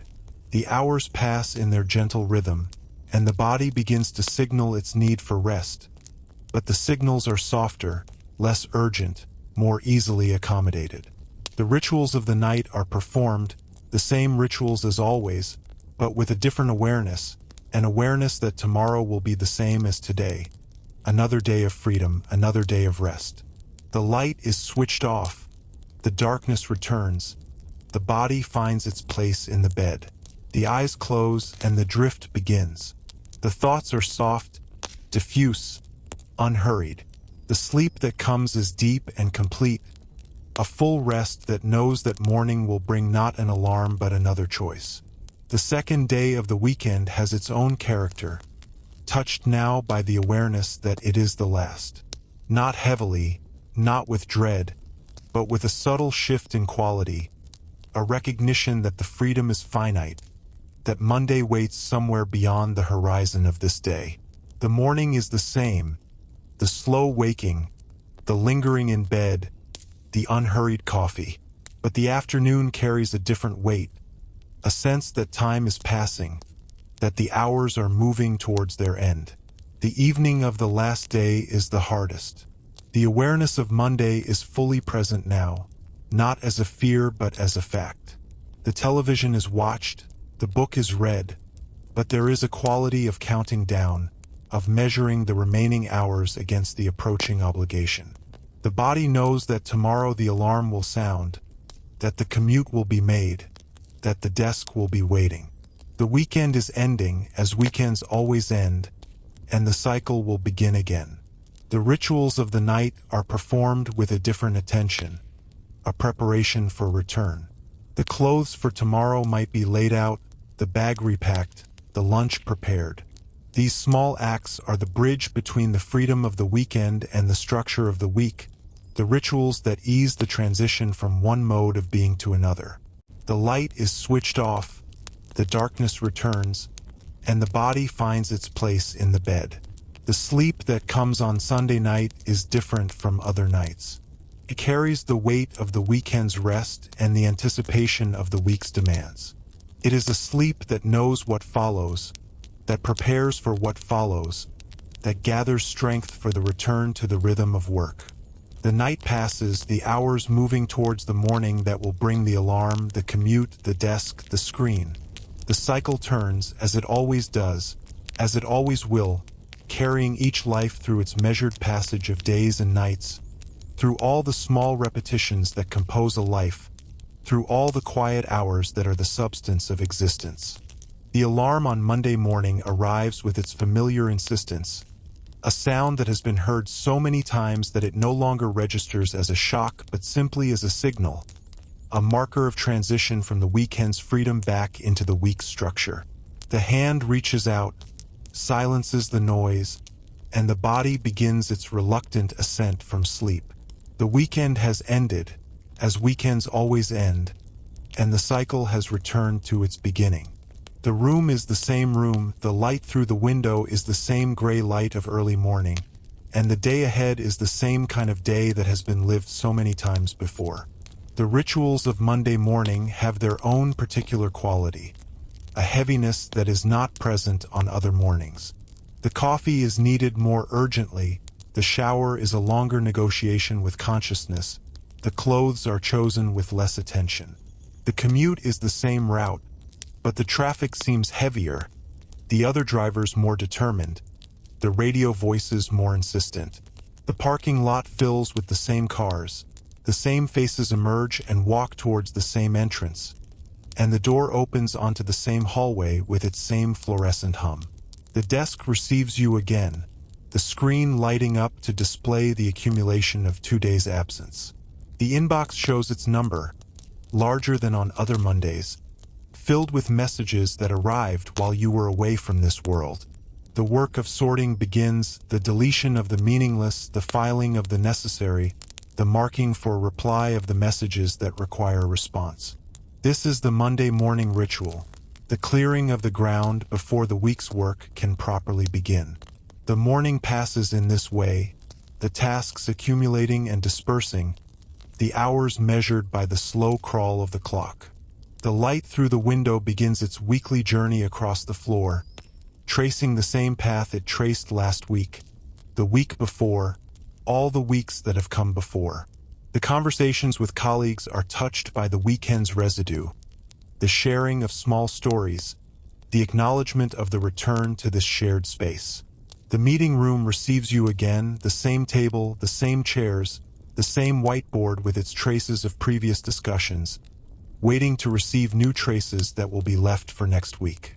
The afternoon of Monday has its own particular quality, a length that seems to exceed the length of other afternoons.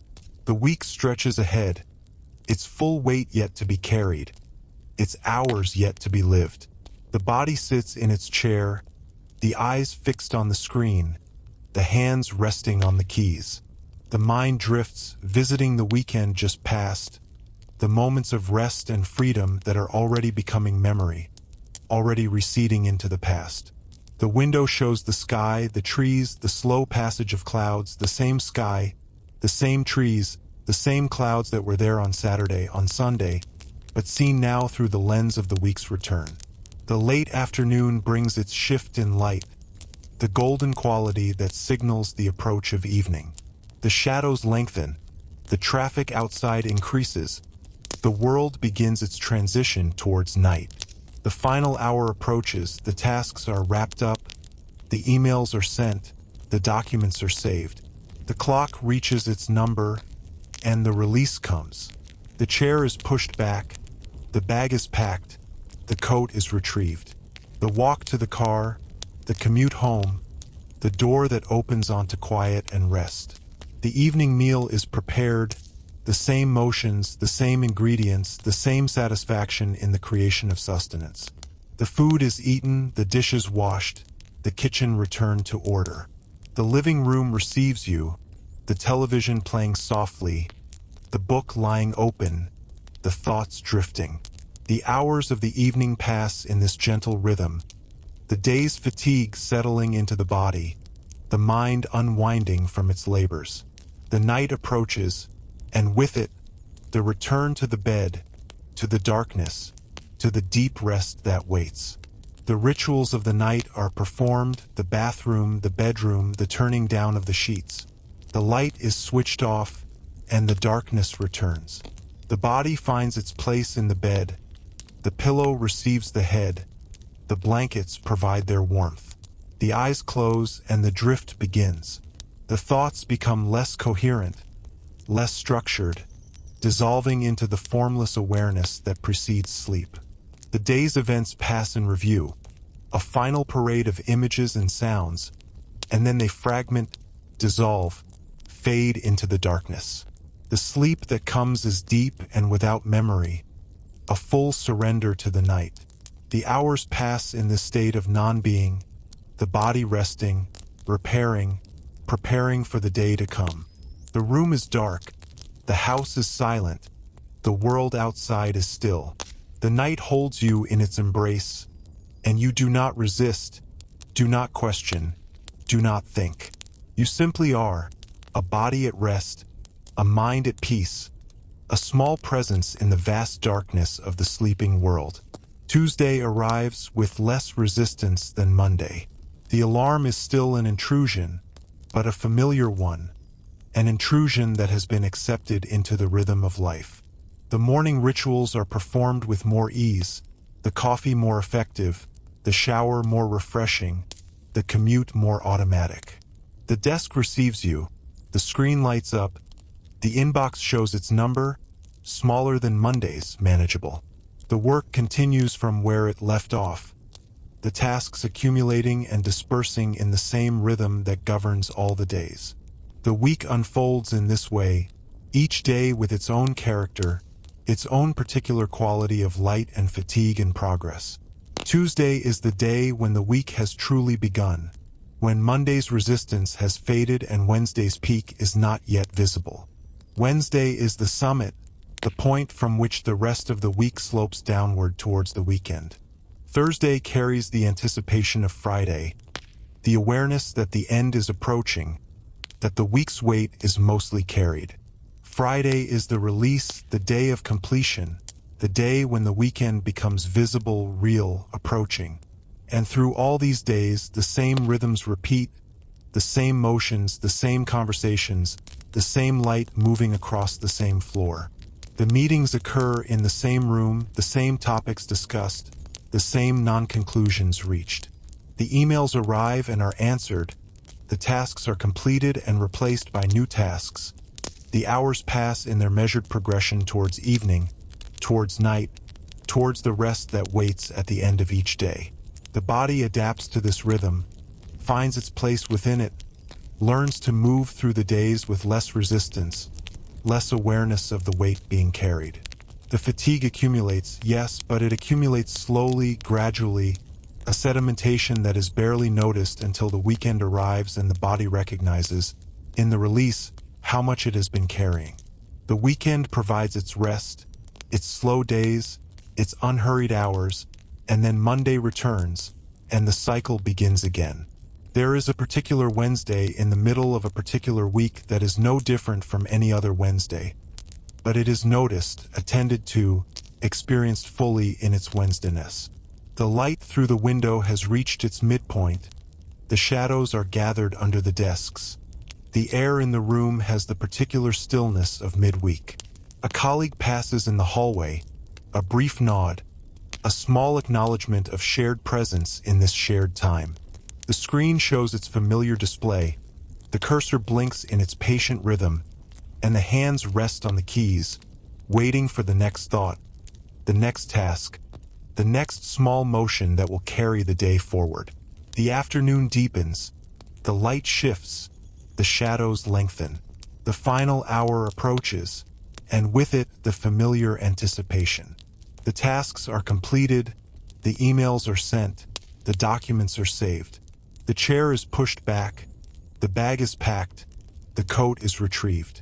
The walk to the car, the commute home, the door that opens onto quiet and rest. The evening meal is prepared, the same ingredients, the same motions, the same satisfaction. The food is eaten, the dishes washed, the kitchen returned to order. The living room receives you, the television playing softly, the book lying open, the thoughts drifting.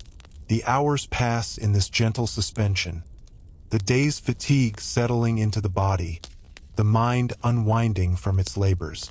The night approaches, and with it, the return to the bed, to the darkness, to the deep rest that waits. The rituals of the night are performed, the bathroom, the bedroom, the turning down of the sheets. The light is switched off, and the darkness returns. The body finds its place in the bed, the pillow receives the head, the blankets provide their warmth.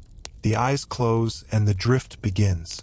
The thoughts become less coherent, less structured, dissolving into the formless awareness that precedes sleep. The day's events pass in review, a final parade of images and sounds, and then they fragment, dissolve, fade into the darkness.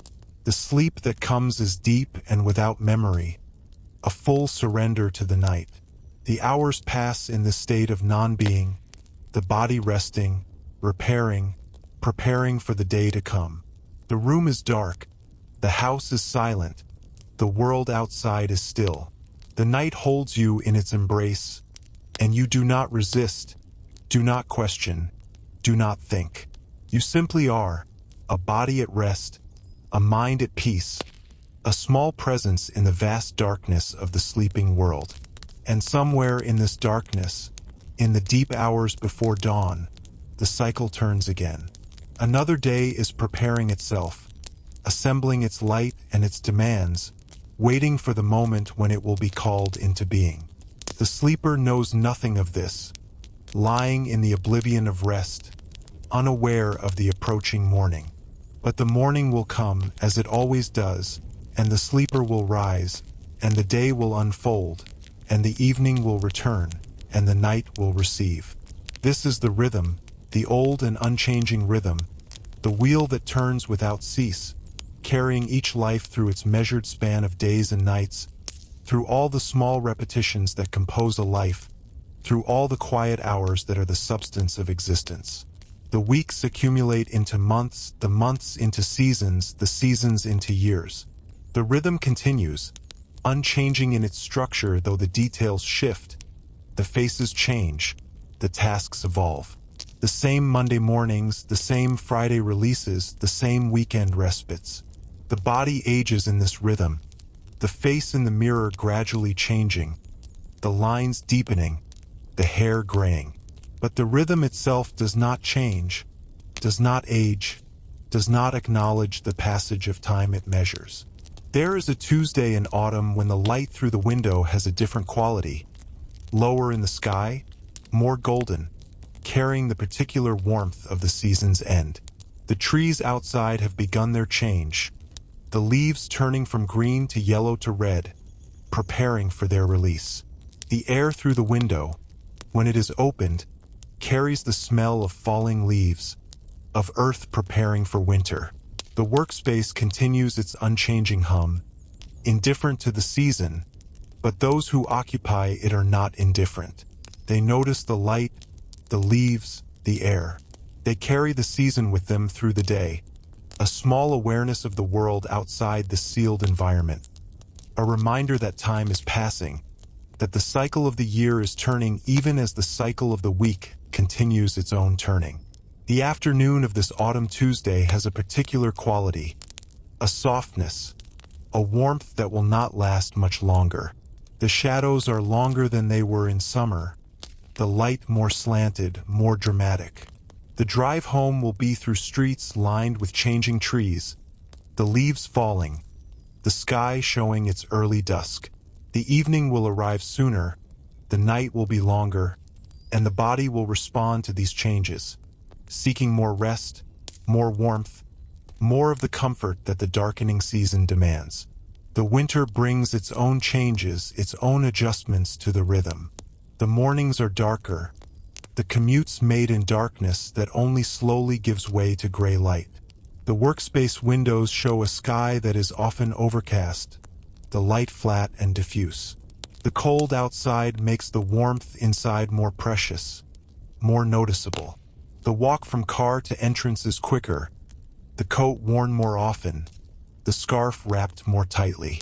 The body carries the winter with it, the slight tension of cold, the awareness of the season's demands.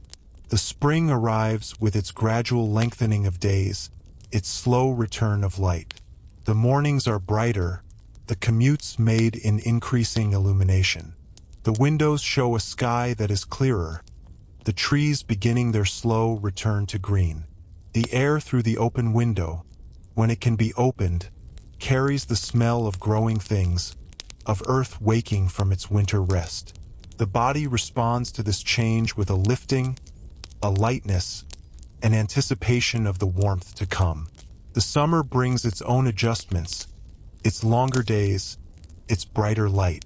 The mornings are fully light when the alarm sounds, the commutes made in sun that already carries the day's heat. The workspace windows show a sky of deep blue, the trees fully green, the world outside alive with the energy of the season. The air conditioning maintains its steady cool, creating a separate climate within, a refuge from the summer's warmth. The body carries the summer differently, lighter clothing, shorter sleeves, the awareness of the heat that waits outside. And through all these seasons, the rhythm continues, unchanged. The Monday mornings, the Tuesday afternoons, the Wednesday peaks, the Thursday anticipations, the Friday releases. The weekends with their slow rhythms, their unhurried hours, their brief taste of freedom before the cycle begins again. The years pass in this rhythm, the decades accumulate, the life unfolds within the structure of days and nights, of weeks and weekends, of seasons and years. The rhythm is the container, the vessel within which everything else occurs, the framework that holds the small moments, the ordinary hours, the quiet repetitions that compose a life. The years accumulate in ways that are difficult to perceive while they are accumulating. There is no moment when the passage of time announces itself, no clear boundary between one year and the next that can be felt in the body or the mind. The changes are gradual, almost invisible, the slow sedimentation of small shifts that only become apparent when looking back over a longer span than a single day or week or month can provide. The rhythm continues, the same Monday mornings and Friday evenings, the same commute past the same landmarks, the same desk receiving you each day. But somewhere within this repetition, time is doing its quiet work. The face in the mirror one morning is the same face that has always been there, but different. The lines around the eyes are deeper, the skin less firm, the hair showing gray that was not there before, or not as much. The body in the shower feels the same, mostly, but there are small differences, a stiffness in the knees that was not there in earlier years, a longer time to fully wake, a greater reluctance to leave the bed when the alarm sounds. These changes are so gradual that they are barely noticed, but they are noticed in moments, in the quiet of early morning when the mind is still half suspended between sleep and waking. The commute passes the same landmarks, but some of them have changed. The gas station on the corner has new signs, new ownership, a different color scheme. The school has added a building, expanded its parking lot. The bridge over the creek has been repainted, its surface smoother, its railings different. The creek itself continues its slow flow, unchanged, indifferent to the changes around it. The radio voices are different now, the same stations but different people, younger voices replacing the ones that were familiar for so many years. The music has changed too. The songs that play are not the songs that played when this routine began, and sometimes a song from those earlier years will play and the mind will travel back briefly to the person who heard that song for the first time so many commutes ago. The workspace has changed as well. Faces have come and gone, colleagues retiring, moving on, being replaced by younger faces that do not know the history of the place, the small stories that accumulated over the years. The furniture is the same, mostly, but some of it has been replaced, the chairs recovering from decades of use, the desks upgraded to newer models. The meeting room still has its table and chairs, its whiteboard with its traces of discussions, but the traces are different now, the words and diagrams belonging to a later time, a different set of problems and solutions and deferred decisions. The work itself has changed, though the change is difficult to trace. The tasks are different, the tools are different, the screens show different information than they showed in earlier years. But the rhythm of the work is the same, the accumulation and dispersal of tasks, the meetings that circle around problems, the emails that arrive and are answered. The content changes, but the form remains, a container that holds whatever the years pour into it. The evenings at home have their own accumulation of small changes. The living room furniture has been rearranged, replaced, recovered. The television is newer, larger, showing images that are sharper, more vivid than the images of earlier years. The books on the shelves have multiplied, some read, some waiting to be read, some that will never be read but remain as markers of intention. The kitchen has been updated, the appliances newer, the cabinets painted a different color, but the meals prepared there are the same meals, the same motions of chopping and stirring and heating that have been performed for so many years. The bedroom has changed least of all. The bed is the same bed, though the mattress has been replaced, the sheets changed many times over. The dresser holds the same kinds of clothes, though the styles have shifted subtly, the colors different, the fabric softer or more durable. The window shows the same view, but the trees outside have grown taller, their branches reaching higher, their trunks thicker. The light through the window falls on the same floor, but the floor has been refinished, its surface renewed while retaining the same position, the same relation to the walls and the furniture. The night, too, has changed, though the night is always the same darkness. The sleep is different now, lighter, more easily interrupted. The middle of the night awakenings are more frequent, the mind more quickly alert, more reluctant to return to oblivion. The dreams are different, drawing on a longer store of memory, visiting places and people from further back in time. The body in the bed is the same body, but it carries more years now, more history, more of the accumulation that a life leaves behind. There is a particular night, deep in the winter, when the sleep is interrupted by a sound that is not a sound, a silence that is different from the usual silence. The eyes open in the darkness, the room invisible, the body uncertain of what has woken it. The mind searches for the cause, finds nothing, and settles into the awareness of simply being awake in the dark. The clock on the nightstand shows an hour that is neither late nor early, an hour that belongs only to the night, to the space between one day and the next. The body lies still, breathing, listening to the silence, feeling the weight of the blankets, the coolness of the air on the face. In this wakefulness, the mind travels. It visits the years that have passed, the versions of itself that have occupied this bed in earlier nights, the person who first lay here when this bed was new, when this room was first arranged in this way. That person is both the same and different, connected by the continuous thread of memory and experience but changed by all that has happened in between. The mind visits other beds, other rooms, other houses that were home at different times. The faces of people who are no longer here appear in the darkness, remembered, missed, carried still in whatever part of the self holds what is gone.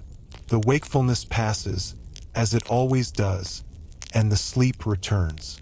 The body relaxes into it, the mind releasing its hold on consciousness, the darkness becoming complete again. The night continues its passage towards morning, carrying the sleeper through the remaining hours, towards the light that will eventually come, the alarm that will eventually sound, the day that will eventually begin. The morning comes as it always does. The alarm sounds, the hand silences it, the body rises. The coffee is made, the shower taken, the clothes chosen. The commute follows its familiar route past the changed landmarks, the radio playing its new music with its new voices. The desk receives you, the screen lights up, the inbox shows its number. The work begins, the same work in its new forms, the same rhythm in its new context. The day unfolds, the hours pass, the evening returns, the night receives. The cycle continues, the wheel turning, the years accumulating their slow accumulation. There is a Friday in spring that feels different from other Fridays, though nothing about it is different. The light through the window has the particular quality of spring. The air outside carries the smell of growing things. The sky is a particular shade of blue that belongs only to this season. The workday proceeds as it always does. The tasks completed, the emails answered, the final hour anticipated. The release comes, the commute home, the door opening onto the weekend that waits. The weekend passes in its accustomed rhythm. The slow mornings, the unhurried afternoons, the evenings that stretch longer as the light lingers later. The walks are taken, the books are read, the meals are prepared and eaten. The phone calls are made or received, connections maintained with lives that are lived elsewhere. The hours are filled or left empty, as the mood dictates. The weekend ends, as weekends always end, and Monday returns, and the cycle begins again. The years continue this way, marked by the small changes that accumulate into larger changes, by the faces that come and go, by the work that evolves while retaining its essential form. The body continues its slow aging, the mind continues its slow accumulation of memory and experience. The rhythm continues, the wheel turning, the days and nights following each other in their eternal sequence. The person within this rhythm continues, carried by it, shaped by it, living within its structure the life that is being lived. There is no end to this rhythm, no final destination, no conclusion that resolves its repetitions. The wheel turns and continues turning, carrying each life through its measured span, through all the days and nights that compose it, through all the quiet hours that are its substance. The morning will come again, and the commute and the desk and the evening and the night. The cycle will repeat as it has always repeated, as it will always repeat, for as long as there are days and nights, for as long as there are lives to live within their turning. The body knows the rhythm without being told, without consulting clocks or calendars. There is an internal mechanism that anticipates the morning long before the alarm sounds, that begins the slow ascent from sleep in the hour before light, that prepares itself for the day's demands while the mind remains in the oblivion of dreams. This mechanism is older than consciousness, older than the species itself, an inheritance from ancestors who needed to sense the approach of dawn, to be ready for the dangers and opportunities that light would bring. The modern world has not erased this inheritance. It has only redirected it, trained it to respond to the specific demands of a life structured by hours and obligations rather than by sun and season. The body knows Monday before Monday arrives. On Sunday evening, a shift occurs, a subtle tightening in the muscles, a change in the quality of rest, a restlessness that has no object. The mind may not acknowledge this shift, may continue to enjoy the final hours of the weekend, but the body is already preparing, already gathering itself for the return to the rhythm of work. Sunday night sleep is different from other nights, lighter, more easily disturbed, already touched by the awareness of the morning that waits. The body knows the afternoon slump, the hour when energy dips and focus falters, when the eyes grow heavy and the mind wanders. This is the body's ancient response to the sun's passage, the natural rest that follows the peak of the day. The modern world requires that this rest be ignored, pushed through, overcome by caffeine and willpower and the demands of work. The body complies, but it does not forget. It remembers what it needs, and it will claim its rest later, in the evening, in the night, in the sleep that eventually comes. The body knows fatigue before fatigue is felt. It accumulates the small costs of each day, the hours of sitting, the strain of eyes fixed on screens, the low-grade tension that accompanies sustained attention. These costs are not registered as pain or discomfort, not at first. They are simply absorbed, stored, added to a running total that will eventually demand payment. The payment comes in the evening, when the body finally releases, when the muscles soften and the mind unwinds and the accumulated weight of the day is acknowledged. It comes in the night, in the deep rest that repairs what the day has damaged. It comes in the morning, in the reluctance to rise, in the stiffness that must be moved through before the body is ready to begin again. The body knows the seasons even in environments that are climate-controlled, even in spaces where the temperature is constant and the light is artificial. There is a knowing that operates below the level of conscious awareness, a sensitivity to the length of days, the angle of light, the quality of air. In winter, the body wants more sleep, more warmth, more of the stillness that matches the season's quiet. In summer, the body wants movement, lightness, the extension of waking hours into the lingering twilight. The rhythm of work accommodates these desires imperfectly, demanding the same schedule regardless of season, but the body continues to feel them, continues to register the mismatch between what is required and what is naturally desired. The body knows its own history. It carries the memory of every injury, every illness, every strain and sprain and break. These memories are not conscious, not available to recall in the way that other memories are, but they are present nonetheless, shaping the way the body moves, the caution it exercises, the small compensations it makes for weaknesses long forgotten by the mind.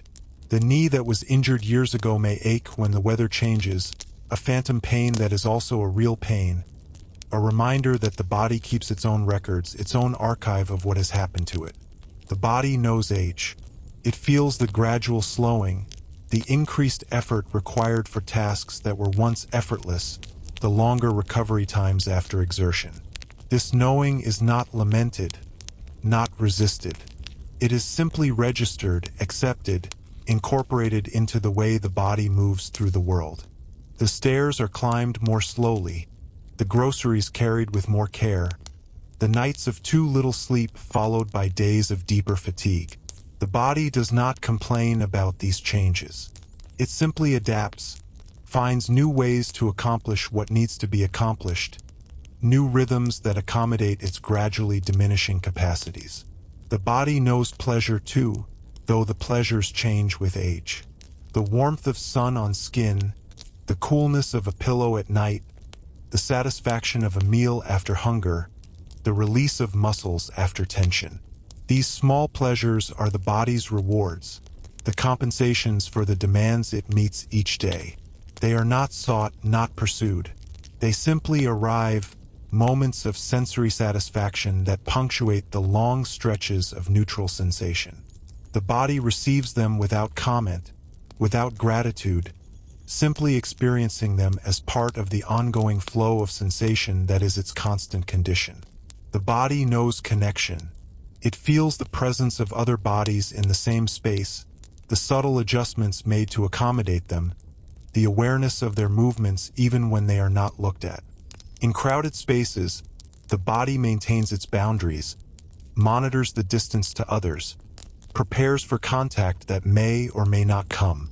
In intimate spaces, the body relaxes these boundaries, allows the closeness that is sought and welcomed.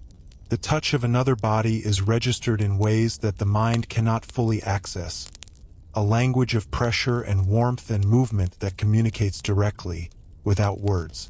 The body knows solitude. It knows the feeling of being alone in a room, the absence of other presences, the expansion of personal space to fill the available area.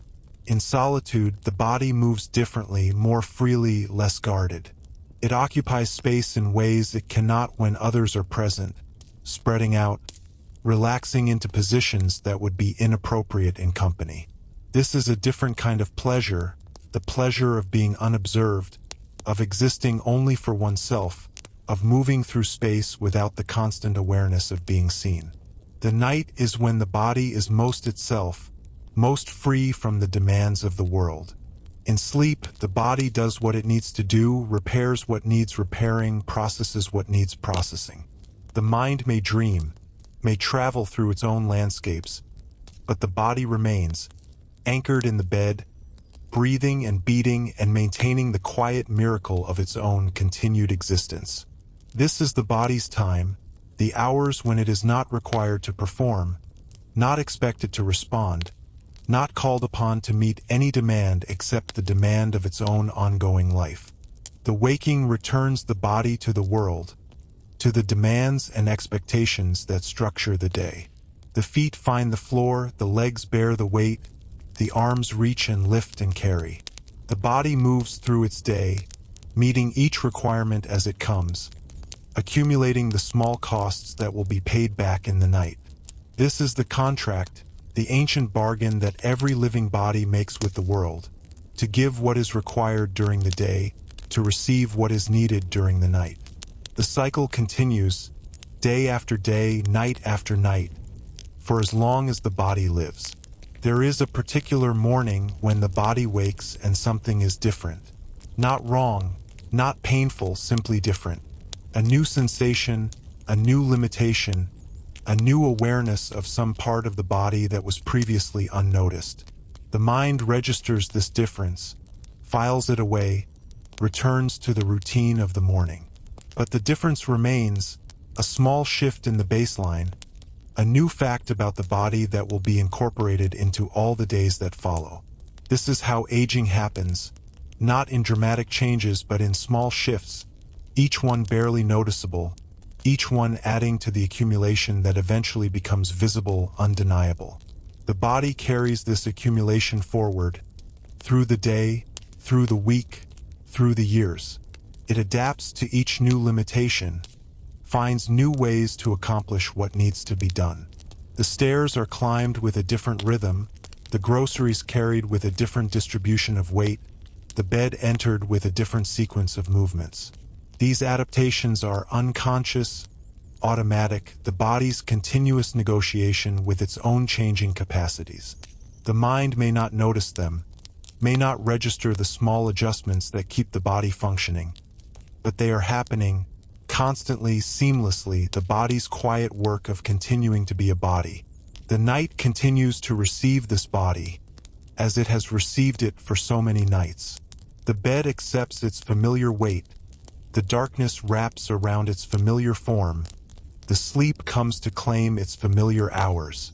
The body rests, repairs, prepares for another day of meeting demands and accumulating costs. The cycle continues, the wheel turns. The nights follow the days, follow the nights in their endless sequence. The body within this cycle continues its slow transformation, aging into its own future, carrying forward all that it has been into all that it will become. The room in the deep night holds a quality of stillness that is not found at any other hour. It is a stillness that has settled into the walls, into the furniture, into the very air that fills the space between floor and ceiling. The objects in the room have ceased their daytime existence as tools and ornaments and have become simply themselves, shapes in the darkness, forms that exist without reference to their function. The chair is not for sitting, the dresser is not for storing, the lamp is not for lighting. They are simply there, present in the darkness, waiting for the return of light and purpose. The stillness is not empty. It is full of the night's own substance, a density that can almost be felt, a presence that surrounds the sleeping body and holds it in the quiet embrace of the hours before dawn.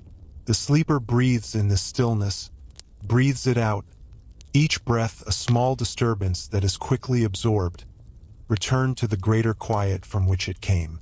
The room accepts these breaths, accepts the small sounds of the sleeping body, the occasional shift of weight, the soft rustle of sheets. These sounds do not break the stillness. They become part of it, woven into its texture, reminders that life continues here in the darkness, patient and steady and unnoticed. The window holds the darkness outside, a darkness that is different from the darkness within.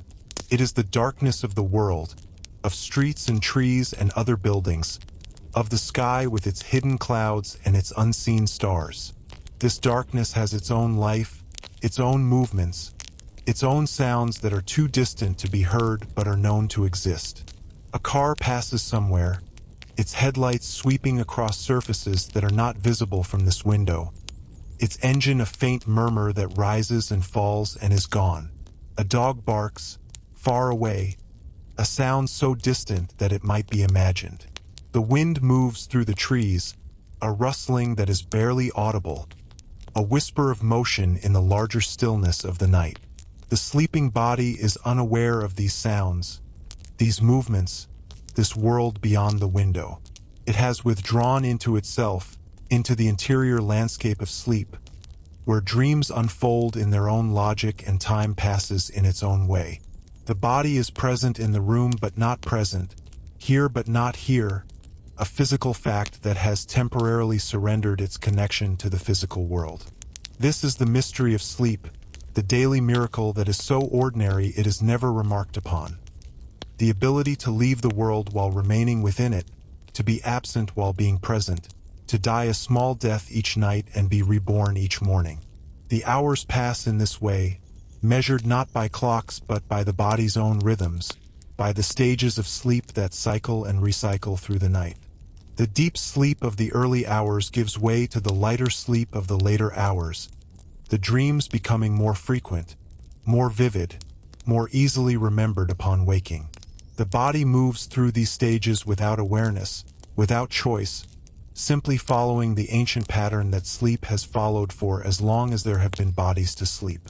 The first light arrives without announcement, a gradual grayness at the edge of the window that deepens and spreads as the minutes pass. The room begins to emerge from darkness, the shapes of furniture becoming visible, the colors of walls and fabrics slowly returning. The sleeping body stirs, senses the change, turns towards it or away from it, clings to the remaining darkness for a few more minutes before finally surrendering to the light. The eyes open, close, open again. The ceiling is there, familiar, unchanged. The day has begun. The waking is a process, not an event.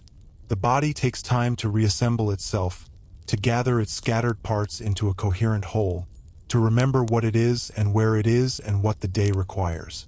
The mind takes even longer, emerging slowly from the landscapes of dream, sorting through the residue of images and sensations that linger from the night.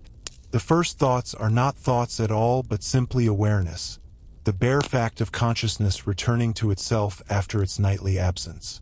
The rituals of morning begin, the same rituals that have begun so many mornings before. The feet find the floor, the body rises, the bathroom is visited, the coffee is made. These actions require no thought, no decision. They are automatic, performed by a body that knows what comes next, that has performed these same actions thousands of times and will perform them thousands of times again. The mind may still be half asleep, may still be lingering in the dreams it has left behind, but the body knows its way through the morning, knows the sequence, knows the rhythm. The coffee is hot and bitter, a small shock to the system that begins the process of full waking. The window above the sink shows the day outside, the sky that is gray or blue or overcast, the trees that stand in their familiar places, the street that is beginning to fill with the movement of others beginning their own days. The first sip is taken standing at the counter, the second while looking out the window, the third while moving towards the bedroom to dress. The morning unfolds in these small movements, these small choices that are not really choices at all but simply the next thing, the thing that comes next in the sequence that morning has followed for so long.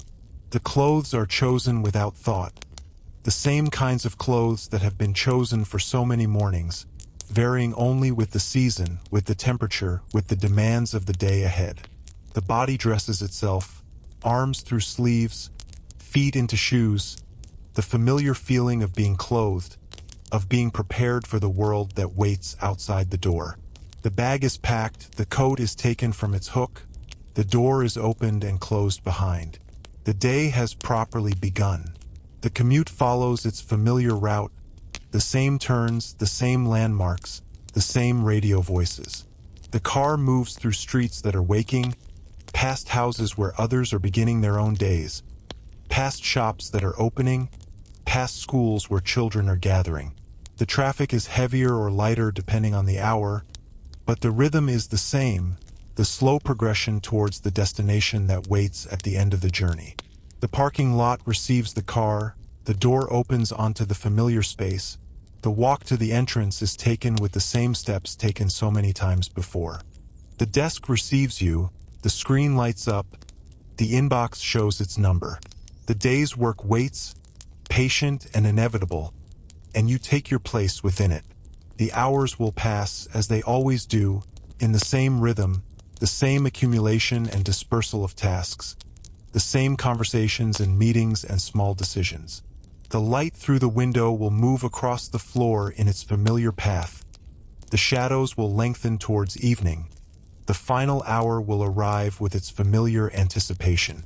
The release will come, the commute home, the door that opens onto quiet and rest. The evening will unfold in its accustomed way, the meal prepared and eaten, the dishes washed, the living room occupied in its quiet occupation of television and book and drifting thought. The night will approach, the rituals of bedtime will be performed. The bed will receive the tired body, the darkness will close around. The sleep will come, as it always does, and the cycle will begin again. This is the life that is being lived, the ordinary life, the unremarkable life, the life that consists of days and nights, of work and rest, of small repetitions that accumulate into years. There is nothing extraordinary about it, nothing that would make it worth remarking upon, and yet it is everything, the whole of existence, the only life that is being lived. The extraordinary is not elsewhere, not in some other life, some other rhythm, some other way of being. The extraordinary is here, in this ordinary life, in these ordinary days, in this quiet rhythm of waking and sleeping, of working and resting, of being alive in the world.